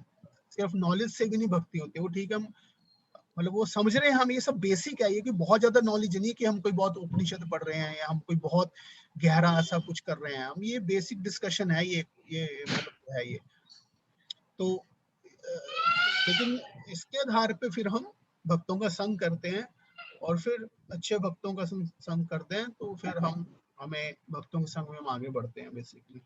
प्रभु जी तो इसी से ये चारों जो मोटिव हैं, आर्तो, अर्थार्थी, जिज्ञासु, ये प्योर होते हैं हमारे। सेवा भाव आता है हमारे अंदर निकल के। इसमें खुद ही बताता हूँ, प्रैक्टिकली हमें भी याद है, जैसे इनिशियली आया, भक्तों के संग में भी आया, और हमें जैसे हम अपनी कंफर्ट जोन में रहना चाहते हैं, सेटिस्फाइड। मैंने सोचा कि अभी ठीक है, जैसे मैं शुरू में यूथ हॉस्टल में रह रहा था, जैसे वो इस्कॉन का यूथ हॉस्टल है, वहाँ पे बढ़िया मॉर्निंग प्रोग्राम में प्रसादम मिल रहा है, तो मैंने सोचा ये तो बढ़िया हो गया, अपना आओ ऑफिस से, अपना प्रसाद पाओ आराम से, है ना, बस सो आराम करो। तो एक अच्छी बढ़िया कंफर्टेबल लाइफ होगी, भक्ति की कंफर्टेबल लाइफ होगी है ना। देखिए फिर वहाँ पे प्रभु जी आते थे, चलो उठाओ, चलो हम बुक डिस्ट्रीब्यूशन के लिए चलेंगे, सेवा करने चलेंगे। वो 2-3 वीक्स, ज्यादा नहीं 3-4 वीक्स में उन्होंने वो भर दिया कि उसके बाद वो खत्म ही हो गया कि अब जैसे भक्ति का मतलब आराम से बैठ के बस अपना कुछ करना नहीं है, मतलब यही सोचते रहना हमेशा, अच्छा अब सेवा कैसे करनी है, अब अच्छा ये करना है, अब नेक्स्ट प्रोग्राम कौन सा करना है, मतलब वहाँ उन भक्तों के टच में आके वो जो प्रभु जी आए, वहीं से वो नजर आया कि अच्छा भक्ति तो ये है एक्चुअल में, ऐसे भगवान की जाके सेवा करनी है। फिर वो बुक्स से नहीं समझ में आई थी सिर्फ, वो जब वो एसोसिएशन किया तब फिर वो भक्ति के कंफर्ट जोन से निकल गए बाहर। फिर ना है कि भक्ति का मतलब ये नहीं कि बैठ के बस अपने चैंटिंग करके सो गए प्रसाद पाके, नहीं, उसका मतलब अब हमें भगवान की सेवा करनी है, उसके लिए कुछ ये करना है। तो फिर नेचुरली फिर वो, और वो एक बार वो आ जाता है ना, तो फिर वो फिर रहता है, मतलब वो फिर that is real devotional service, है ना, अनुशीलनम, वो प्रैक्टिकल है, ये नहीं कि बस ठीक है, मतलब लाइक दैट। इस तरह से हम संघ में प्रैक्टिकली सीखते हैं कि भगवान की सेवा के, जैसे प्रभुपाद ने सिखाया अपने शिष्यों को, है ना, प्रभुपाद खुद कीर्तन करते थे, खुद करते थे, भक्त कर रहे हैं आगे, फिर आगे वो भक्त कर रहे हैं। भक्ति मतलब भगवान की सेवा बेसिकली हम सबको करनी है। प्रभु जी हाँ। अमरीश महाराज भी शुद्ध भक्त थे, दुर्वासा मुनि भी तो भक्ति करते थे। दुर्वासा मुनि थे, वो योगी थे, अच्छा, भक्त नहीं थे वो। अच्छा योगी थे। हाँ, भक्त योगी से ज्यादा पावरफुल है। ज्ञानी थे वो, तभी तो थोड़ा सा क्रोध उनको जल्दी आ जाता है, ज्ञान जब ज्यादा आ जाता है ना तो फिर, क्रोध ज्यादा था। हाँ, तो क्रोध भी ज्यादा आ जाता है, क्योंकि तो प्राइड आ जाता है उसमें ना। भक्ति का प्रैक्टिस करना चाहिए, योगी का नहीं। तो इसलिए ज्यादा पढ़ के भी फिर प्राइड आ जाता है, ज्यादा बुक्स भी पढ़ लेंगे फिर प्राइड आ जाता है, इसलिए विनम्र होकर सेवा करनी चाहिए। प्रभु जी, दुर्वासा ऋषि से संबंधित एक मैं आपको संस्मरण सुना रहा हूँ, याद, पुरानी याद। हम मथुरा में रहते थे और जमुना पार दुर्वासा ऋषि का 1 साल में एक मेला लगता था, जमुना पार, उनका वही आश्रम है दुर्वासा जी का, जमुना पार है उनका। तो साल में एक बार मेला लगता था, पहले नदी, नाव से नदी पार करी, फिर वो काफी गए अंदर, और फिर अंदर ही अंदर वो बहुत सारा जंगल जंगल जंगल, और खूब दुकानें लगी हुई हैं छोटी छोटी, और ऊपर फिर दुर्वासा ऋषि का कुटिया था। तो हम बच्चे लोग खूब जाते थे पेरेंट्स के साथ, तो वहाँ यही चर्चा होती थी कि ये इतने बड़े ऋषि हैं मगर अंत तक ये क्रोध नहीं छोड़ पाए, क्या बात है। तो ये चीज सुनो, वो बहुत वैसे थे, बहुत जल्दी गुस्सा आता था और शाप देते थे। तो ये और अम्बरीश महाराज एक नॉर्मल से हाउस होल्डर थे, गृहस्थ थे, लेकिन क्योंकि भक्त थे इसलिए विनम्र थे। हमने खूब दुर्वासा ऋषि का वो मेला खूब देखा है बचपन में।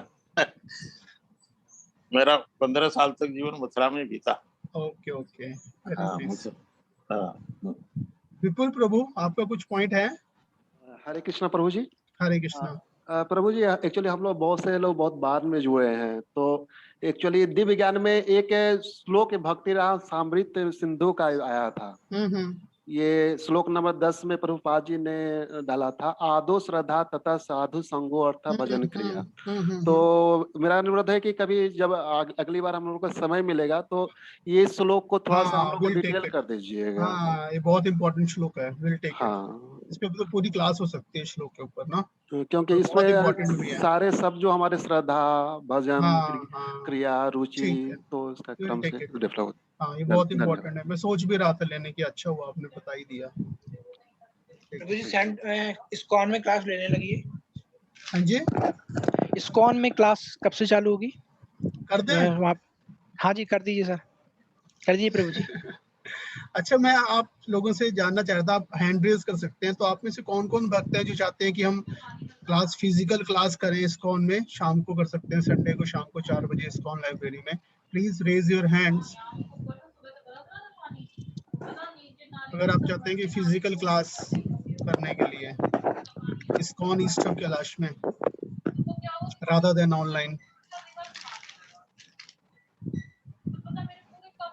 प्रभु जी फिजिकल तो कर सकते हैं, लेकिन बहुत से लोग हम लोग बाहर से हैं, झारखंड वगैरह से, तो आप ऑनलाइन भी साथ में रखिए। हाँ हाँ, उसमें ऑनलाइन रख लेंगे। हाँ, तो जो बाहर से उनको छोड़ के जो दिल्ली से हैं, तो कृपया करके हैंड रेज कर सकते हैं अपना, ताकि मैं उस हिसाब से फिर सोचूं। अभी तो 4 ही हाथ रेज हुए हैं, उनमें से भी एक तो एक गोपाल प्रभु हैं हमारे बोलते हैं। ओके, तो क्या मैं मानूं बाकी की, मतलब सिर्फ 4 ही भक्त चाहते हैं ऑनलाइन हो, सॉरी ऑफलाइन क्लास हो, बाकी सभी चाह रहे हैं ऑनलाइन हो? मैं तो यही समझ पा रहा हूँ। नहीं, दोनों ही हो सकता है ना, ऑनलाइन ऑफलाइन दोनों ही हो सकता है। हो जाएगा, लेकिन उसमें इतना ज्यादा हो नहीं पाता, दोनों इकट्ठे नहीं हो पाते। चलो एनीवे, अभी देखते हैं, एक वीक तो और अभी करेंगे, उसके बाद फिर से। ठीक है, तो यहीं पे विराम देते हैं। बाकी आप सब लोग चैंटिंग करते रहिए। Next time probably I take session on practical chanting के ऊपर भी, कुछ और पॉइंट्स के ऊपर। ठीक है, अगर किसी और कोई प्रश्न नहीं है तो फिर हम इसको क्लोज करते हैं। ठीक है, श्रीमद् भगवद गीता की जय, जगद्गुरु श्रील प्रभुपाद की जय, निताई गौर प्रेमानंदे, हरि हरि बोल। Thank you. हरि बोल। हरे कृष्णा। हरे कृष्णा, हरे कृष्णा, हरे कृष्णा।